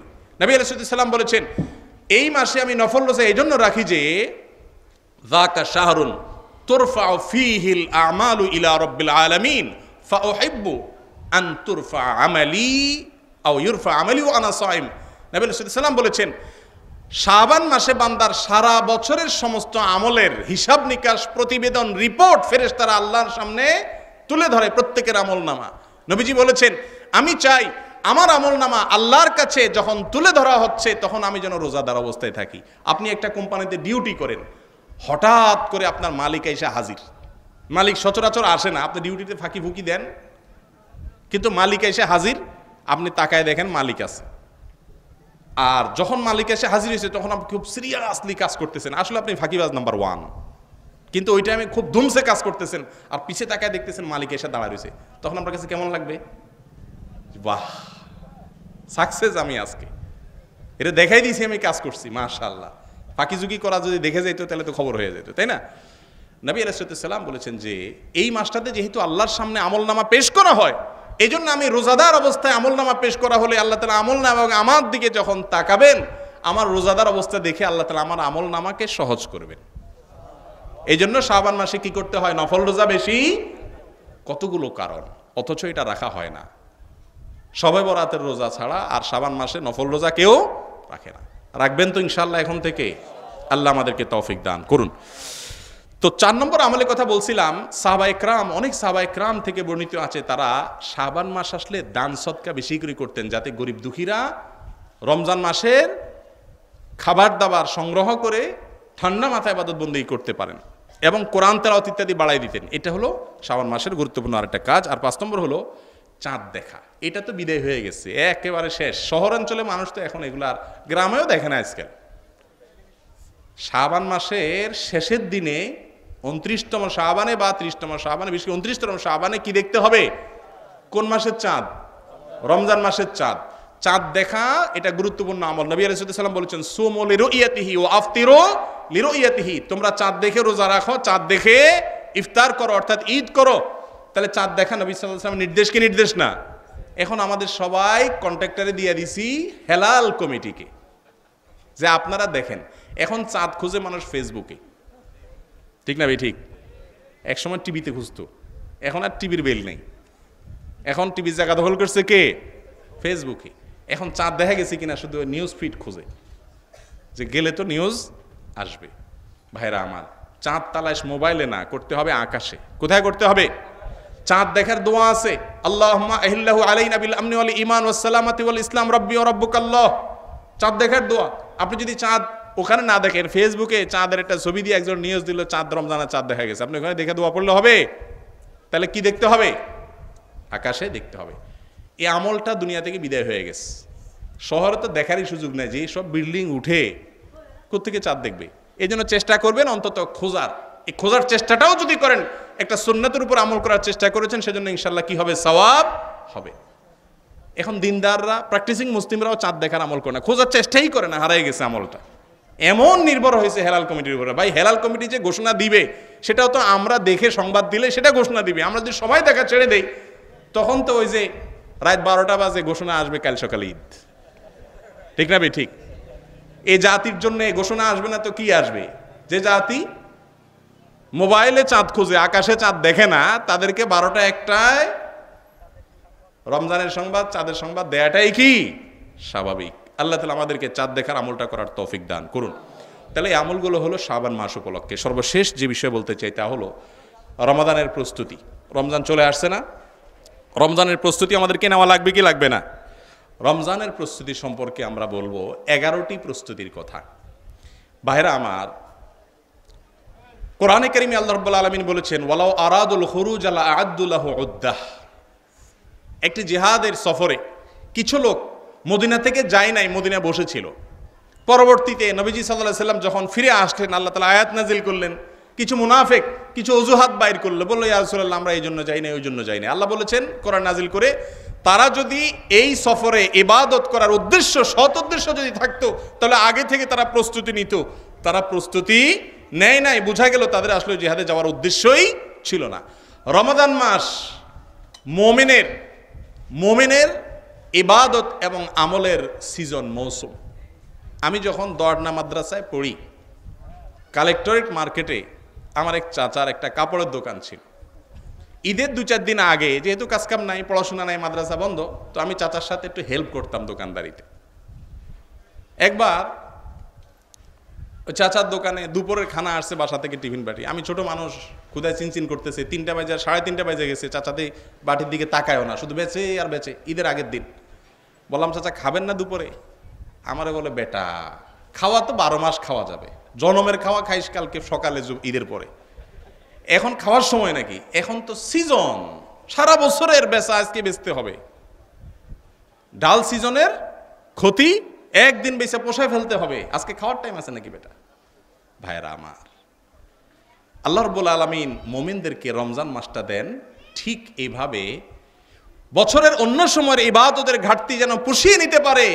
এ মাসে অল্প করলে অনেক ফজিলত, বেশি বেশি করার সুযোগ আছে, এরকম ফজিলতপূর্ণ একটা মাস দিয়েছেন, যাতে অন্য মাসের সওয়াবের ঘাটতি আমরা কি করতে পারি? পোষায়া নিতে পারি। এখানে দোকানদার খাওয়া ছেড়ে দেয় চাঁদ রাত্রে বেচার জন্য, যে খাওয়ান পরেও খাওয়া জায়গা আগে বেচে লই, কালকে তো আর কাস্টমার থাকবে না এতটা। সেখানে আমরা রমজান মাস ইবাদতের সিজন আসে, কিন্তু এত খানা আমরা খাই। বাণিজ্য মন্ত্রী কয়দিন আগে ঘোষণা দিয়েছেন যে সব ঠিকঠাক আছে, বাজারে কোনো অসুবিধা নেই, টান পড়বে না। ব্যাপার কি? রমজানের আগে মন্ত্রী এটা বলে কেন? সারা বছর তো বলে নাই, কারণ মন্ত্রী জানে যে পাবলিক রেডি হয়ে আছে ঝাঁপায়া পড়ার জন্য খাওয়ার পেছনে, ঠিক না বে ঠিক? রমজানের আগে বাণিজ্য মন্ত্রণালয়ের রমজানের প্রস্তুতি কি, কিভাবে প্রস্তুতি নেয় মন্ত্রণালয় জানেন না আপনারা? ছোলা আমদানি করতে হবে অস্ট্রেলিয়া থেকে, চিনি আমদানি করতে হবে ভারত থেকে বেশি করে, কারণ এত শরবত খাবে বাঙালি, চিনির দাম বেড়ে যাবে বাজারে। পেঁয়াজ আনতে হবে, দাম বেড়ে যাবে, কারণ এত পেঁয়াজি খাবে, বাজারে সব টান পড়ে যাবে। খেজুর আমদানি করতে হবে, এরকম বিভিন্ন জিনিস আমদানি করা। এটা হলো বাণিজ্য মন্ত্রণালয়ের রমজানের কি প্রস্তুতি। স্টাইল খেয়াল করেন, খাওয়ান দাওয়ানের আয়োজন কিন্তু রমজানের প্রস্তুতি। আর ওই টেলিভিশনগুলো আর সিনেমা হলগুলো, এদের রমজানের প্রস্তুতি হলো কি ঈদের সিনেমা, ঈদের অনুষ্ঠান। ঈদের প্রথম দিন দেখুন আর জাহান্নামের টিকিট বুক করুন, ঈদের দ্বিতীয় দিন দেখুন আর জাহান্নামের রিজার্ভেশন করুন, এদের তৃতীয় দিন দেখুন আর জাহান্নামে চলে যান। এই সব আয়োজন এদের হলো রমজানের প্রস্তুতি, এগুলা মিডিয়া আলাদের। এরপরে আসেন দোকানদারদের প্রস্তুতি, বিশেষ করে মুদি দোকানদারদের। যত আইটেম আছে খাবার দাবারের, বিশেষ করে রমজানে যেগুলো টানবে পাবলিক, ধুমসে গুদামজাত করো কইরা, এবার যখন দাম বেড়ে যাবে এবার আস্তে করে বস্তা বাইর করো।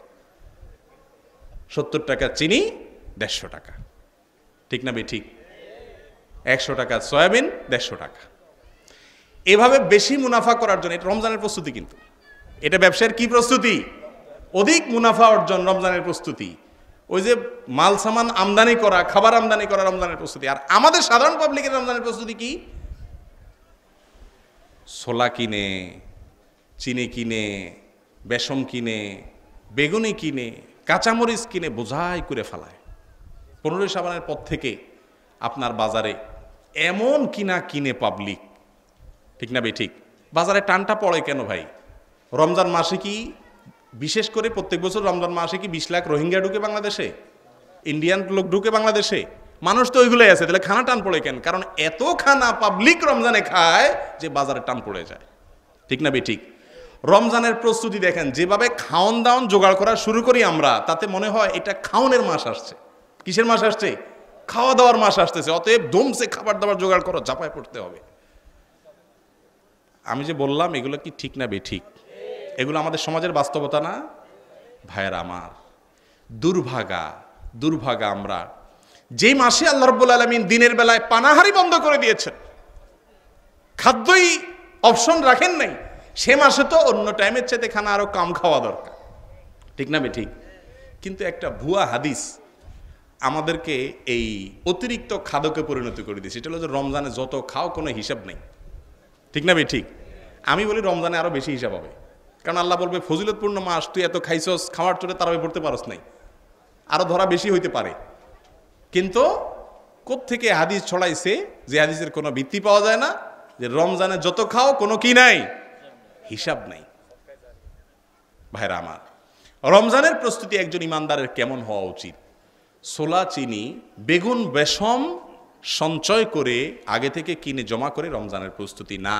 রমজানের প্রস্তুতি ভিন্ন বিষয়। 11টা প্রস্তুতির কথা বলে আমি শেষ করব। 1 নম্বর হলো প্রস্তুতি যেটা রমজান আমাদেরকে করতে হবে, তা হলো তওবা এবং ইস্তেগফারের মাধ্যমে রমজানের প্রস্তুতি নিতে হবে। তওবা এবং ইস্তেগফার কেন করবেন? রমজান আসছে, আপনি তওবা ইস্তেগফার করার কারণ হলো, ভালো করে কান খাড়া করে শুনে রাখেন, আগের যদি কোনো গুনাহ এবং পাপ থাকে, আল্লাহ রাব্বুল আলামিনের সাথে যদি আপনার কোনো হিসাব নিকাশের গরমিল থাকে, নতুন কোনো ইবাদতের তৌফিক সচরাচর আল্লাহ তাআলা দেন না। হালখাতা বুঝেন? হালখাতা এখন তো নাই আর, হালখাতা আগে এক সময় ছিল, এখনো আছে কিছু কিছু। হালখাতার সিস্টেম হলো ভাই, আগের সব দেনা পরিশোধ করেন, এবারে নতুন করে যত মনে চায় বাকি নেন, ঠিক না ভাই ঠিক? আল্লাহ রাব্বুল আলামিনের কাছে হালখাতা করলে, তওবা করে মাপ চেয়ে নিলে, নতুন করে আল্লাহ ইবাদতের তৌফিক দেন। শেখ আব্দুর রহমান আস-সুদাইস, যিনি মক্কার হারামের ইমাম, তার কাছে যুবকরা একবার গিয়েছিল।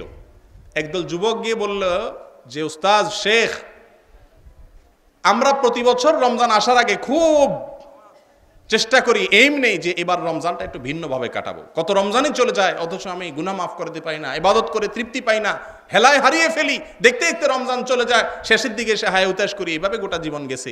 রমজান ইবাদত করতে কেন পারি না, কেন তৌফিক হয় না? তখন শেখ সুদাইস হাফিজাহুল্লাহ বলেছেন যে, বাবা, এটার বড় কারণ হলো আমাদের গুনাহ।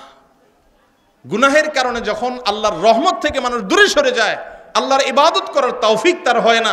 এই জন্য রমজান আসার আগে তওবা ইস্তেগফার করে, কান্নাকাটি করে, আগের সমস্ত পাপের কথা স্মরণ করে আল্লাহর কাছে ক্ষমা চাও, তওবা করো, ইস্তেগফার করো, তাহলে ইনশাআল্লাহ নতুন করে ইবাদতের তৌফিক হবে।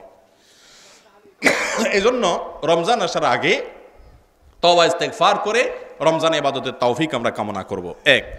2 নম্বর প্রস্তুতি হলো দোয়া করা, আল্লাহর কাছে তৌফিক চাওয়া। আল্লাহ, রমাদানে আপনি ইবাদতের তৌফিক দিন। ভাইরা আমার, আপনি আমি যতই চেষ্টা করি, যত ওয়াজ করি, যত ওয়াজ শুনি, রব্বুল আলামিন যদি তৌফিক না দেন ইবাদত করতে পারবো না। এজন্য রমজানের আগে থেকে, এখন থেকে দোয়া শুরু করে দেন, মালিক রমজানে তুমি কত মানুষকে ধনী বানাই দিবা, কত মানুষকে জান্নাতের মালিক বানাই দিবা, মালিক কত মানুষকে তুমি তোমার নৈকট্য দিয়ে দিবা, কত মানুষের সমস্ত গুনাহ মাফ করে দিবা। এই মাসের শেষের রাতগুলোতে বিশেষ করে প্রতি রাতে অগণিত মানুষকে আম এবং সাধারণ ক্ষমা ঘোষণা করা হয়। আল্লাহ, তুমি আমাকে সেই সৌভাগ্যশীলদের কাতারে রাখিও, রমজানটা যেন ভালোভাবে কাটাইতে পারি, হায়াত যেন পাই। এই জন্য আগে থেকে কি করতে হবে? ইনশাআল্লাহ দোয়া করতে হবে। এটা হলো রমজানের দ্বিতীয় প্রস্তুতি। 3 নম্বর প্রস্তুতি হলো চাঁদ দেখতে হবে, যেটা একটু আগে বললাম, শাবানের শেষ দিনে রমজানের চাঁদ দেখতে হবে। আর 4 নম্বর হলো নফল রোজা রাখতে হবে রমজানের আগে, শাবান মাস থেকে নফল রোজা রাখতে হবে, ওই যে রমজানের অনুশীলনের অংশ হিসাবে, প্রস্তুতির অংশ হিসাবে। 5 নম্বর প্রস্তুতি হলো রমজান মাস এবং শাবান মাসের, রমজান মাস এবং সিয়ামের রোজার ফজিলত সম্পর্কিত হাদিসগুলো জানবেন। সিয়ামের রোজা রাখার এত ফজিলত, এত হাদিস, আমার মনে হয় না অন্য কোনো আমলের ফজিলত সম্পর্কে এত হাদিস আছে, এত হাদিস। এই হাদিসগুলোর বাংলা অথবা ওলামা ইকরাম থেকে ব্যাখ্যা এগুলো জেনে নেবেন, এবং সম্ভব হলে রমজানের ফাজায়েল সম্পর্কিত আমলগুলোকে বাসায় রাখবেন, বইগুলোকে বাসায় উল্টা উল্টা দেখবেন বা লিখে টাঙ্গায় রাখবেন। কারণ ফজিলত যত বেশি শুনবেন তত বেশি আমলের কি হবে? জওক এবং আগ্রহ তৈরি হবে। 6 নম্বর প্রস্তুতি হলো রমজান সম্পর্কিত মাসায়েল জানতে হবে। কিসের রোজা ভাঙে, কিসের রোজা ভাঙে না, কিসের রোজা মাকরু হয়, কিসের রোজার ত্রুটিযুক্ত হয়, এই মাসালাগুলো রমজানের আগে থেকে জানতে হবে। আর 7 নম্বর প্রস্তুতি হলো আগের বছরের কাজা রোজা থাকলে রমজানের আগে আগে রেখে ফেলতে হবে, নতুন বছরের জন্য এটা প্রস্তুতি হালখাতা করতে হবে। 8 নম্বর হলো রমজানের বিশেষ কিছু আমল আছে।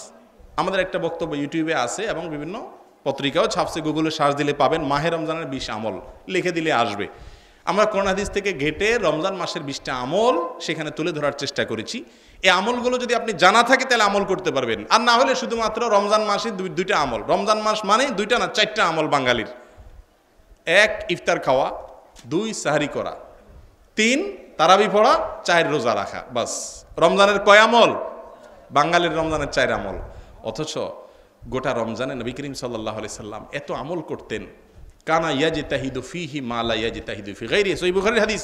আমাদের আয়েশা বলেছেন নবী সাল্লাল্লাহু আলাইহি সাল্লাম রমজানের শেষ 10 দিন আসলে এত ইবাদত করতেন, এত কষ্ট করতেন, এত সাধনা করতেন, বছরের অন্য কোনো সময় করতেন না। সাদ্দা মেজারা, তিনি তার কোমর বেঁধে নামতেন ইবাদত বন্দিগিতে। আর আমাদের ওই যে 4 কাজ, ইফতারিতে তো মাশাআল্লাহ এমন খানা খাই। ইফতার শব্দের অর্থ হলো নাস্তা। ইফতার হলো আরবি, এটার বাংলা অর্থ কি? 12 মাস আমরা 11 মাস নাস্তা খাই কি খাই না? রমজান ছাড়া বাকি 11 মাস নাস্তা খাই না? সেই নাস্তায় কি আইটেম থাকে বলেন? সাধারণত চা বিস্কিট, আর একটু ভারী হলে রুটি ভাজি, আলু ভাজি, সাথে একটা ডিম পোস বা পরোটা। পরোটা পায়াই খাইলেন, খিচুড়ি খাইলেন, বেশিতে বেশি, এর বেশি তো না। কিন্তু রমজান মাসে ইফতারিতে ওয়াহ রে ওয়াহ, গরিব হইলেও 5-7 আইটেম, ঠিক না বে ঠিক? খাইতে খাইতে খাইতে খাইতে মানে বাস্ট হওয়ার মতো উপক্রম, তারাবিতে যায় হাঁফাইতে থাকে, ঠিক না বে ঠিক? ভাইরা আমার, রমাদানের উদ্দেশ্যই ব্যাহত হয়ে যায়, যেন খাওয়ার মাস আসছে, ইবাদতের মাস আসে।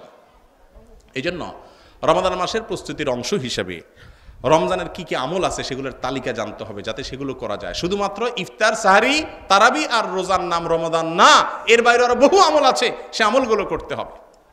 রমাদান মাসের সবচেয়ে গুরুত্বপূর্ণ আমলগুলোর মধ্যে থেকে একটা, নফল গুরুত্বপূর্ণ আমলগুলোর মধ্যে থেকে একটা হলো রমজানের শেষ দশকে ইতিকাফ করা। এটা তো সমাজ থেকে একেবারে ধুইয়া মুছিয়া বিদায় হয়ে গেছে, ঠিক না ভাই ঠিক? এখন টাকা দিয়ে ইতিকাফে লোক রাখে, ঠিক না ভাই ঠিক? বুড়া যে বেচারার বাইরে কোথাও যাওয়ার কোনো রাস্তা নাই, বন্ধু নাই, বান্ধব নাই, কিচ্ছু নাই, এর ধরে এনে বান্ধব মসজিদে বয়ে দেয়, বসে থাকেন আপনি চাচা মিয়া, ঠিক না ভাই ঠিক? যুবকদের এখন আর সময় নাই ইতিকাফ করার। অথচ ইতিকাফের ইবাদতের যে স্বাদ, আল্লাহর কসম করে বলছি, এতেকাফ যদি আপনি করেন মনে হবে আল্লাহর রহমতের চৌকাঠে আপনি মাথা রেখেছেন, এত আনন্দ মনে হবে, এত স্বাদ। আল্লাহ তাআলা আমাদের সবাইকে তৌফিক দান করুন। তাহলে 8 নম্বর আমল হলো রমজানের বিশেষ আমলগুলো বেশি বেশি করা। 9 নম্বর রমজানের প্রস্তুতি হলো রুটিন করা।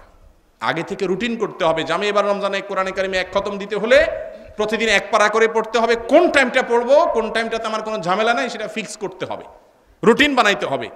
কারণ যে কোনো কাজের অর্ধ প্রস্তুতি, সঠিক প্রস্তুতি কাজটার অর্ধপূর্ণতা। কাজটা পরিপূর্ণ হওয়াটা নির্ভর করে ভালো করে প্রস্তুতির উপরে। ভালো করে প্রস্তুতি না নিলে কোনো রকম কাজটা হয়। এই জন্য রমজানের প্রস্তুতির অংশ হিসাবে রুটিন প্ল্যান তৈরি করতে হবে। আগেতে আমি কোন সময় কোন ইবাদত করব, কোন সময় কি কাজ করব, রমজানে কাকে কাকে দান করব, আমি টাকা কোত্থেকে ম্যানেজ করব, কি কি জিকির করব, কি কি দুরূদ পড়ব, কখন কোরআন তেলাওয়াত করব, এই সব আমলগুলোর জন্য রুটিন করতে হবে।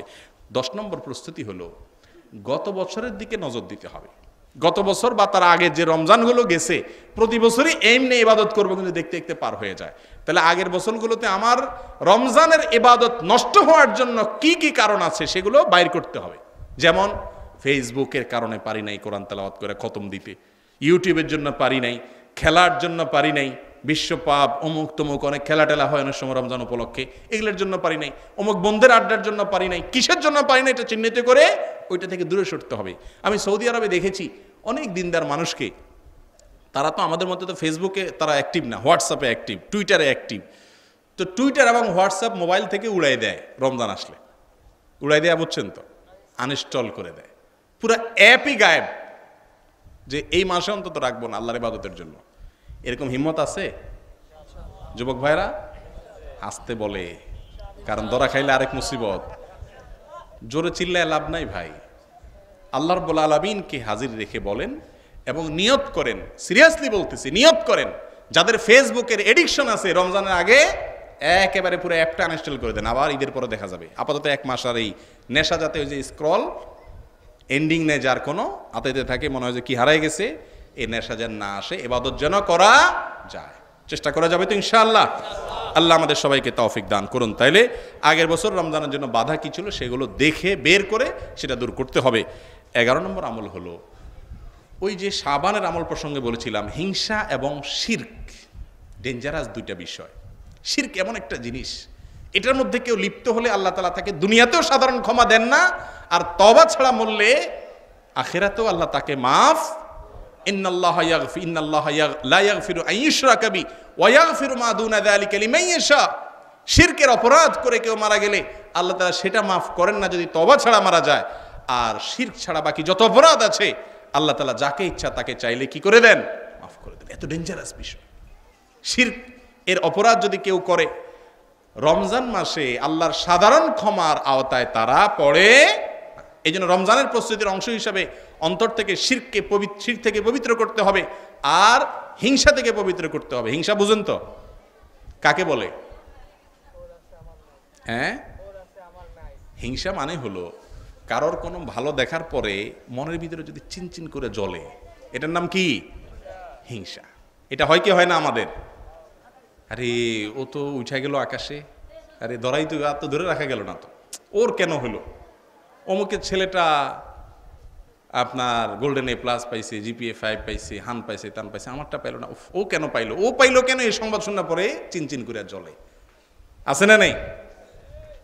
অন্যের ভালো দেখার পরে যদি ভিতরে জ্বলে তাহলে বুঝতে হবে অন্তরে কি আছে, একটা রোগ আছে, ট্রিটমেন্ট করতে হবে, সেটার নাম হিংসা। এই হিংসা যদি কারোর অন্তরে থাকে আল্লাহ তাআলা হিংসুককে সাধারণ ক্ষমা দেন না।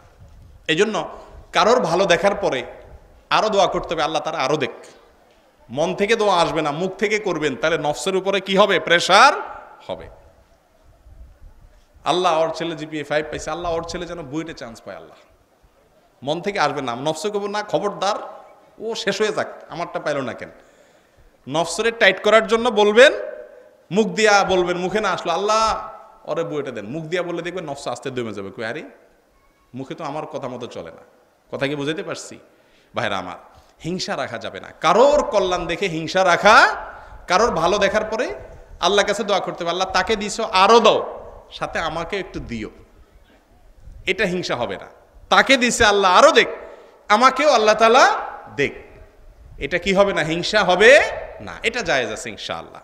আর যদি আল্লাহ না দেয় আপনাকে, শুধু তারে দেয়, তাহলে বুঝতে হবে আল্লাহ তাআলা আপনাকে আরো ভালো কিছু দিবেন। ঠিক না ভাই? ঠিক। অনেক সময় ছোট বাচ্চারে বাপ মা এটা দেয়, সেটা দেয়, ওইটা দেয়, কারণ ওর চাওয়া হলো ছোট, চিপস টিপস এসব। আর বড়টা যদি চায়, কত থাম, তোর তো আমি মন মতো যায় বা মার্কেটে যায় যা মনে চায় কিনে দিব। ও তো ছোট বুঝে না, ওরে কিছু দিয়ে শুধু বুঝ দেয়। তো এই জন্য আল্লাহ রাব্বুল আলামিন অন্যকে কিছু দিলে তাকে হিংসা করব না, বরং তার আরো কল্যাণ চাইবো, আর আমিও আল্লাহর কাছে দোয়া করব তো ইনশাআল্লাহ। এই কাজগুলো যদি করেন তাহলে দেখবেন আল্লাহ রাব্বুল আলামিন আপনাকে এই রমাদানটা জীবনের শ্রেষ্ঠ রমাদান হিসাবে উদযাপন করার তৌফিক দান করবেন। চেষ্টা করা যাবে তো ইনশাআল্লাহ। আবারও যদি আমি এক নজরে আপনাদের 11টা প্রস্তুতির কথা বলে দেই, চেষ্টা করবেন এই প্রস্তুতিগুলো এখন থেকে শুরু করার। 1 নম্বরের প্রস্তুতি হলো রমজান উপলক্ষে তওবা ইস্তেগফার করা, আল্লাহর কাছে ক্ষমা চেয়ে আগের সব গুনাহ মাফ করে নেওয়া, যাতে রমজান ইবাদতের কি হয়, তৌফিক হয়। 2 নম্বর হলো দোয়া করে রমজান ইবাদতের তৌফিকের জন্য আল্লাহর কাছ থেকে আগে থেকে পাশ করায় নেওয়া, আল্লাহ তৌফিক দিও, হায়াত দিও। বহু মানুষ আছে এখনো হায়াত আছে, রমজানের আগে দুনিয়া থেকে চলে যাবে। ঠিক না ভাই? ঠিক। 3 নম্বর কাজ হলো রমজান শাবানের শেষের দিনে বা 29তম তারিখে আকাশে, পশ্চিম আকাশে একটু চাঁদ তালাশ করেন, পান আর না পান। আজকাল চোখের রুগী এত হয়ে গেছে, চোখের সামনে আতায় দেখে না, কি চাঁদ দেখবে? আমার মতো চশমা আলা, চোখ নষ্ট হয়ে গেছে। আমার তো ছাত্র জীবনে নষ্ট হয়ে গেছে, কিতাবের দিকে তাকাইতে তাকাইতে ছাত্র জীবনে চোখ লাগছে। যাই হোক, তো যে কারণেই লাগুক আমাদের চোখের সমস্যা হয় নানা কারণে। সবচেয়ে বড় কথা হলো অলসতা, আমরা দেখি না। তো চাঁদ দেখার অভ্যাস করতে হবে। 4 নম্বর রমজানের প্রস্তুতির অংশ হিসাবে এই মাসে নফল রোজা রাখতে হবে, শাবান মাসে যে মাসটা আসতেছে। আর 5 নম্বর প্রস্তুতি হলো রমজান মাসের ফজিলত এবং মর্যাদাগুলোর কথা বেশি বেশি জানতে হবে, যাতে আমলের কি হয়, জজবা পয়দা হয়।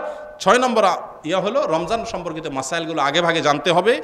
এবং 7 নম্বর হলো আগের বছরের কাজা রোজা থাকলে সেগুলো রাখতে হবে। 8 নম্বর প্রস্তুতি হলো যে রমজান মাসের আমলগুলো কি সেগুলো জানতে হবে, তালিকা লিখে দরকার হলে দরজায় ঝুলে রাখবেন, যাতে করে দেখলে মনে পড়ে এবং প্রত্যেকটা আমল করা হয়। রমজান মাসের একটা আমলের কথা বলি আপনাদেরকে, রোজার দিন দিনের বেলা মেসওয়াক করা। করেন তো আপনারা সবাই? না জি, বুঝা কইছেন আপনি? বুঝা করেন নাই। রমজান মাসে রোজার বেলায়, রোজার মাসে দিনের বেলায় মেসওয়াক করেন? আমল নাই, মুর্দা হয়ে গেছে, কিছু আমল মুর্দা হয়ে গেছে, এগুলোর প্রচলনই নেই। আরবদেরকে দেখা যায় পকেটে থাকে, একটু পরপরই ঘষা দেয়, আমাদের মধ্যে নেই। আমাদের আয়েশা রাদিয়াল্লাহু আনহা বলেছেন রোজার মাসে রোজা অবস্থায় নবী করিম সাল্লাল্লাহু আলাইহি সাল্লামকে এত বেশি মেসওয়াক করতে দেখতাম আমি যে গুণে শেষ করা যাবে না। আমাদের মধ্যে তো অনেকে মনে করে মেসওয়াক করলে রোজাই ভেঙে যায় কিনা, আবার উল্টা, বরং মেসওয়াক কি করা উচিত, বেশি করে মেসওয়াকের যে কষ, এটা যদি পেটেও যায় কোনো অসুবিধা নাই, তবে ইচ্ছাকৃত পেটে নিবেন না, থুতুর সাথে ফেলে দিবেন। যদি চলে যায় থুতুর সাথে কোনো অসুবিধা নাই, বরং আরো বেশি বেশি মেসওয়াক করতে হয়। রমজান মাসে রোজা রাখার কারণে খালি মুখে থাকলে, না খাওয়ার কারণে বা দীর্ঘ সময় আপনার রোজা অবস্থায় থাকার কারণে মুখের মধ্যে দুর্গন্ধ হয় কি হয় না? এই দুর্গন্ধ আল্লাহর কাছে মেশক আম্বরের চেয়ে বেশি প্রিয়, তাই বলে আপনি ইচ্ছাকৃত দুর্গন্ধ বাড়াবেন, আরো বেশি করে মেসওয়াক করবেন। এই একটা আমলের কথা বললাম, আরো 19টা আমল আছে যার ম্যাক্সিমাম আমল সম্পর্কে আমাদের সমাজে আলোচনাই নেই, জানেই না করবে কোত্থেকে। জানবো তো ইনশাআল্লাহ। রমজানের প্রস্তুতির অংশ হিসেবে তালিকাটা ঝুলে রাখবেন। আর 9 নম্বর প্রস্তুতির অংশ হলো রমজানে কখন কি ইবাদত করবেন, কাকে কি দান সদকা করবেন, কারণ রমজানের 20টা আমলের কখন কোনটা করবেন, এটার জন্য আগে থেকে রুটিন বানাবেন, আগে থেকে, এবং আগে থেকে প্রস্তুতি নেবেন যে আমি সব কাজ বাদ দিয়ে কীভাবে বন্দি করি, একটা মাসে আল্লাহকে সন্তুষ্টি অর্জন করব, তাকে অর্জন করব। আর 10 নম্বর হলো আগের বছরগুলোতে আমার ইবাদত বন্দেগী রমজানে কেন হয় নাই সেগুলো বের করে চিহ্নিত করে সেগুলো এখন থেকে দূর করার চেষ্টা করা। আর 11 নম্বর আমল হলো বা প্রস্তুতি হলো রমজান মাস উপলক্ষে নিজের অন্তরকে শিরক এবং হিংসা থেকে পরিপূর্ণ কি করা, পরিচ্ছন্ন করা। আমার কোনো শত্রু নাই, আমি কারোর প্রতি হিংসা করি না, সবার কল্যাণ চাই। ভাইরা আমার, একটা হাদিস বলে শেষ করি। এক সাহাবী সম্পর্কে নবী আলাইহিস সালাম সাহাবা একরামকে বলেছেন, একটা লোক গেছে, বললেন যে এই লোকটা হলো জান্নাতি। চিন্তা করে দেখেন, কে বলছেন? নবী করিম সাল্লাল্লাহু আলাইহি ওয়াসাল্লাম। একটা লোক সম্পর্কে, লোকটা জান্নাতি। এর মতো সৌভাগ্যবান মানুষ আছে? ডাইরেক্ট জান্নাতের কথা বলে দিয়েছেন নবীজি। সাহাবা একরাম তো অস্থির হয়ে গেছে, লোকটা জান্নাতি। আমরা হইলে যদি শুনতাম যে অমুক লোক জান্নাতি, তার সাথে এসে একটা সেলফি তুলতাম, ঠিক না? ঠিক বললাম, ভাই রে আপনার কি কপাল, আপনারা রাসূল বলছেন আপনি জান্নাতি, ভাই দাঁড়ান একটা সেলফি তুলি, ঠিক না? ঠিক এই হলো আমাদের হাল। সাহাবা একরাম কি করেছেন? আল্লাহু আকবার। সাহাবা একরাম গোয়েন্দাগিরি শুরু করছেন ওই লোকটার ইবাদত বন্দেগী মনিটর করার জন্য সাহাবাদের একটা দল, একটা টিম লেগে গেছে যে লোকটা কি এমন আমল করে নবীজি তাকে জান্নাতি বলেছেন, আমরা তো তার বিশেষ কোনো আমল দেখি না। এবার ওইটা ফাইন্ড আউট করার জন্য সাহাবা ইকরাম লেগে গেছেন ইবাদত আবিষ্কার করার জন্য, যে কি ইবাদত করে। কয়েকদিন তার আশেপাশে রাত্রে ঘোরাঘুরি করে, যে রাতভর মনে হয় ইবাদত বন্দি করে, দেখেন না এসা পড়ে যায়, নাকটা না ঘুমায়। তাহলে এই লোকটা জান্নাতি হইল কি বিশেষ আমলের কারণে? নবী সাল্লাল্লাহু আলাইহি ওয়াসাল্লাম তাকে জান্নাতি বললেন। তখন সাহাবা ইকরাম তাকে এসে বললেন ডাইরেক্ট, বাইরে বহু চেষ্টা করছি, তোমার বিশেষ কিছু উদ্ঘাটন করতে পারলাম না, তুমি কি এমন করো যে নবীজি তোমাকে মানে জান্নাতি ঘোষণা দিয়ে দিচ্ছে, একটু বলো তো, আমরা একটু করি।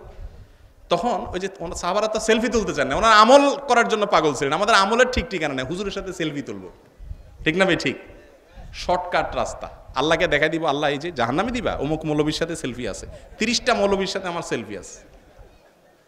আল্লাহু আকবার, কি বলেন? আল্লাহর সাথে সাথে বলবো ওরে সর্বনাশ, এত হুজুরের সাথে সেলফি দে, এটার জান্নাত দে, এরকম নাকি? কিন্তু আপনাদের সেলফি তোলার স্টাইল দেখলে মনে হয় ওরে বাপরে বাপ, যত বড় বড় মোটা ইয়া বড় বড় হুজুর, যত বেশি সেলফি তুলবেন ফেরেশতারা যে সওয়াল জবাব করতে, এটা কারে সওয়াল জবাব করতে আইছস, দেখছস তুই আমার মোবাইল ভর্তা সেলফি? কি বলেন? গুরুজ একটাও মাটিতে পড়বে, সব পিঠে পড়বে। সেলফি নিয়ে গেলে হবে না, কিনে যেতে হবে, আমল নিয়ে যেতে হবে।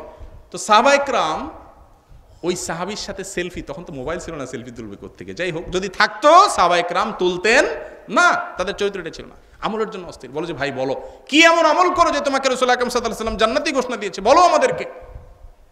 ভাইরা আমার, সেই সাহাবী সাহাবা ইকরামকে বললেন, দেখো ভাইরা আমার, তোমরা যা করো আমি হুবহু করি, বিশেষ কিচ্ছু নাই।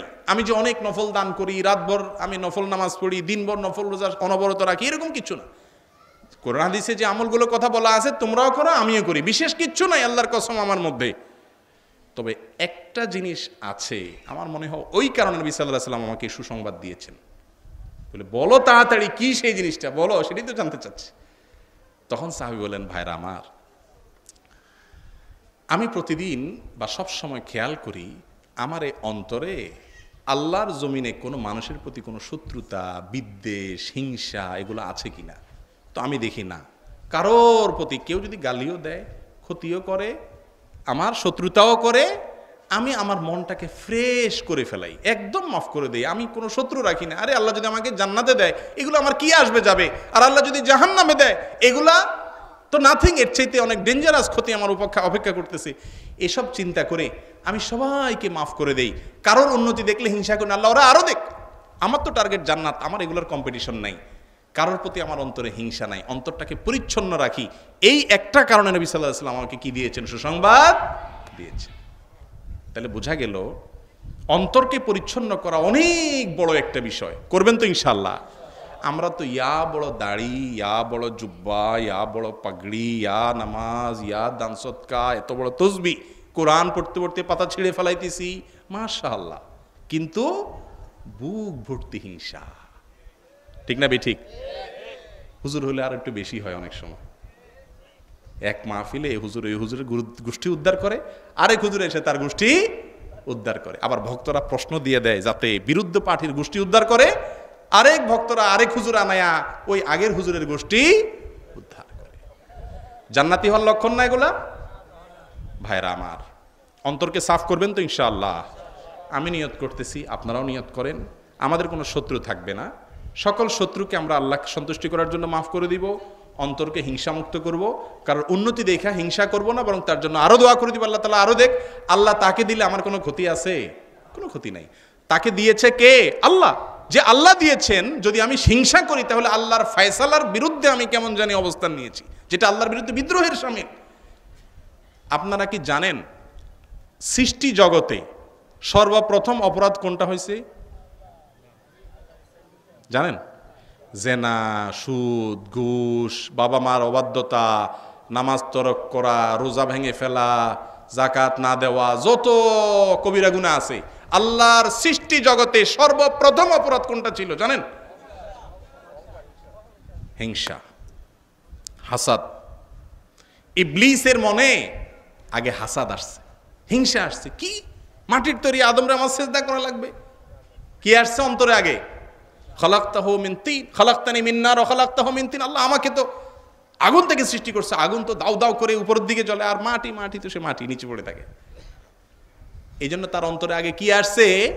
হিংসা, এরপরে আসছে অহংকার, এরপর আসছে কি? অহংকার, বা দুইটাই একসাথে আসছে।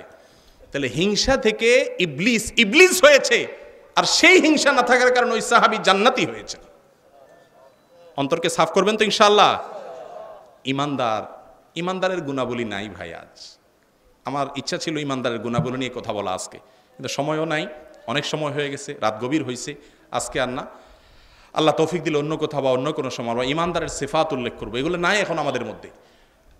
ইমান আছে, আকীদা বিশ্বাস সহি আছে, এরকম মানুষ পাওয়া যায়, নামাজি মানুষ পাওয়া যায়, কিন্তু উত্তম আখলাক এবং মুআমালা আলা মানুষ এখন খুব একটা পাওয়া যায় না। বাহিরের লেবাস টেবাস সবই ঠিক আছে, কিন্তু ভেতর পুরাটাই পচা। ঠিক না বেঠিক? অন্তরকে সাফ করবো তো ইনশাআল্লাহ। আবার ওই অন্তর সাফ করা গ্রুপে থাকেন না যারা বলে যে অন্তরের পর্দা বড় পর্দা, তারা আবার নামাজ কালাম পড়ে না, শুধু বেতন নিয়ে থাকে। ওইটাও ইসলাম না। ইসলাম হলো আল্লাহ কোরআনে বলেছেন ওয়াজারু যাহিরাল ইসমি ওয়া বাতিনা, বাহিরও ঠিক করতে হবে, ভেতরও অন্তরকেও ঠিক করতে হবে। আল্লাহ তাআলা কোরআন এবং হাদিসের আলোকে যে কথাগুলো আমরা শুনলাম, আমাদের সবাইকে আমল করার তৌফিক দান করুন। আমরা জুমার রাতের ফজিলত এবং বিশেষ একটা করণীয় নিয়ে কথা বলেছি। মেরাজ সম্পর্কে কিছু ধারণার সংশোধনী এবং করণীয় বর্জনীয়, মেরাজের শিক্ষা নিয়ে আমরা কিছু কথা বলেছি। শাবান মাস উপলক্ষে 5টা করণীয়ের কথা বলেছি। রমাদানকে সঠিকভাবে, সুন্দরভাবে, সফলভাবে, সার্থকভাবে কাটানোর জন্য, ইবাদতের ঘাটতি পুষিয়ে নেওয়ার জন্য, মৌসুম হিসাবে ব্যবহার করার জন্য, রমাদানের যথাযথ উপযুক্ত ইউজের জন্য 11টি প্রস্তুতির কথা বলেছি। 4টা সাবজেক্টের উপরে বিচ্ছিন্ন কিছু কথা বলেছি। যদি ভালো কিছু বলে থাকি ফামিনাল্লাহ, আল্লাহর পক্ষ থেকে, ওয়াইন আখতাআতু ফামিন্নী ওয়া মিনাশ শাইতান, যদি ভুল কিছু বলে থাকি, আমার কথার ভিতরে ভুল কিছু হয়, তাহলে এটা শয়তান থেকে আসছে, আমার থেকে আসছে। আল্লাহ তাআলা আমাদের সবাইকে আমলের তৌফিক দান করুন। আপনাদের এই ব্লক মসজিদের পাশে যে হিফজখানা আছে, আমি ছোটবেলা থেকেই এই হিফজখানা দেখতেছি, অনেক দিন থেকে এই হিফজখানা চলে আসছে আলহামদুলিল্লাহ। যারা আপনারা এলাকাবাসী আছেন, খতিব সাহেবের ছেলে পর্যন্ত এখানে পড়ে আলহামদুলিল্লাহ। কোনো মাদ্রাসাতে মোতায়েম সাহেবের ছেলে যদি পড়ে, বা মসজিদের আশেপাশের হেফজখানাতে যদি খতিব সাহেবের ছেলে পড়ে, তাহলে বুঝতে হবে পড়াশোনার মান ভালো। কথা বুঝতে পারছেন? অনেক সময় দেখা যায় আমাদের রাজনৈতিক নেতারা নিজে রাজনীতি করে, আর ছেলেটারে লন্ডন পাঠায় দেয় পড়াশোনার জন্য। ঠিক না ঠিক? এর মানে হলো বাবা, এই ধ্বংসের রাস্তায় আমি আসছি, তুই বাইসা থাক। ঠিক না ঠিক? এখন আমাদের ইমাম সাহেবরা, খতিব সাহেবরা নিজেরা মাদ্রাসা করে ছেলের যদি আরেক জায়গায় পড়ায়, একই বিভাগ এখানে থাকার পরে, তাহলে বুঝতে হবে পড়াশোনা কি আছে, ঝামেলা সবসময় আবার জরুরি না, কায়দা করলিয়া না, মানে বেশিরভাগ ক্ষেত্রে হয়। যেহেতু এখানে খতিব সাহেবের ছেলেও পড়তেছে, ইমাম সাহেব নিজের ছেলেও এখানে পড়ান, আমি দেখলাম, অতএব এটি একটা ভালো হেফজখানা। আমরা দোয়া করি এই হেফজখানার পাশে আপনারা দাঁড়াবেন, সাহায্য করবেন। আমার ছাত্র জীবনে এই বড় একটা অংশ কেটেছে দেশের বিভিন্ন জায়গায়, যশোরে একটা বড় অংশ কেটেছে। যখন মাদ্রাসায় যাইতাম আসতাম, অনেক মানুষ স্নেহ করতেন, আদর করতেন তাদের। অতএব এই যে তালেব ইলমরা এখানে পড়ে, দান করে, দাক্ষিণা করে, সাহায্য সহযোগিতা করে, বুদ্ধি দিয়ে, পরামর্শ দিয়ে, আন্তরিকতা দিয়ে এই প্রতিষ্ঠানের সহযোগিতা করবেন। এক সময় এই বাচ্চাগুলোর ভিতরে লুকিয়ে আছে অনেক বড় আলেম ইনশাআল্লাহ। হতে পারে কি পারে না? গাছের ছোট ছোট বীজ আছে না, বীজ, এই বীজ যখন ফেলে, যে ফেলে সেও জানে না কোন বীজটা বিশাল বড় গাছ হবে। জানে কিছু বীজ আছে এগুলো কোন রকম একটু অঙ্কুরটা গজায়, এরপরে মানুষ এটার উপরে পাও দিয়ে পাড়ায় পিষ্টে করে তুই যায়, শেষ ওইটা ওখানে। ঠিক না ঠিক? আবার কিছু আছে অঙ্কুর থেকে বাইর হইয়া এ আঙ্গুল বা আধা বিঘত পরিমাণ হয়, ছাগল সাহেব আইসা ওইটা গ্রাস করে খেয়ে ফেলা, ওই পর্যন্ত ওইটার হায়াত শেষ। আবার কিছু বীজ আছে যে বীজগুলা ওই বিগত পার হইয়া হাতার চাইতে বড় হইয়া যায়, গরু সাহেব আইসা ওইটা সাবাড় করে খেয়ে ফেলে, ওইটা ওখানে শেষ। আবার কিছু বীজ আছে যে ওই ছোট থেকে ছাগলের মুখ, গরুর মুখ সবগুলা থেকে বাইচা মাশাআল্লাহ একটু বড় হয়। তখন এবার আসে মানুষ সাহেব আইসা বৃক্ষ নিধন করে, গোড়াতে কেটে দেয়। আছে না নাই? আর কিছু আছে ছাগল, গরু, মানুষের পাও, বৃক্ষ নিধনকারী সবাই থেকে আল্লাহ রক্ষা করে তাকে বিশাল বড় মহিরু করে দেয়। এবার কেউ কাটতে 10 বার চিন্তা করে। ঠিক না ভাই? ঠিক। তো কোন বীজটা মহিরু হবে, এটা বীজ যে লাগায় সেও জানে না। এই মাদ্রাসায় যে বাচ্চাগুলো পড়ালেখা করছে, এদের ভেতরে হয়তো একজন শেখ সুদাইস বসে আছেন, আল্লামা তাকি উসমানী হাফিজাহুল্লাহ বসে আছেন, বিশ্ববিখ্যাত বড় বড় উলামা একরাম বসে আছেন। আমরা হয়তো এদেরকে চিনতেছি না, ছেঁড়া জামা, কিন্তু ওর ভিতরে হয়তো লুকায়িত আছে বিশ্ববিখ্যাত আলেম হওয়ার বিষয়টা। ঠিক না বে ঠিক? এই জন্য এই বাচ্চাগুলোকে আদর করা, স্নেহ করা, সাহায্য সহযোগিতা করবেন তো ইনশাআল্লাহ। আবার বলছি, আমাদেরকে যারা ছোটবেলায় মাদ্রাসায় পড়েছি, আমাদেরকে অনেক মুরব্বীরা স্নেহ করেছেন, ভাইয়েরা স্নেহ করেছেন, আদর করেছেন। তাদের কথা এখনো, অনেক দৃশ্য এখনো চোখের সামনে ভাসে, দিল খুলে দোয়া আসে তাদের জন্য। ওলামাদেরকে মহব্বত করবেন, তালেব ইলমদেরকে মহব্বত করবেন, ওলামাদের সোহবতে থাকবেন, ওলামাদের পরামর্শে চলবেন। একা একা চলবেন না, শয়তান গ্রাস করে নিবে। নিজে নিজে পণ্ডিত হবেন না, শয়তান গ্রাস করে নিবে। ওলামা একরামের পরামর্শের বাইরে যাবেন, বেশি বুঝবেন, ধরা খাওয়ার সম্ভাবনা 99%। কথা কি বুঝাতে পারছি? ফিতনার যুগ ভাইয়েরা আমার। আল্লাহ তাআলা আমাদের সকলকে কোরআন হাদিস অনুযায়ী চলার তৌফিক দান করুন। হাদা ওয়া সাল্লি ওয়া সাল্লিমু আলা নবিয়িনা মুহাম্মদ ওয়া জাযাকুমুল্লাহু খায়রা।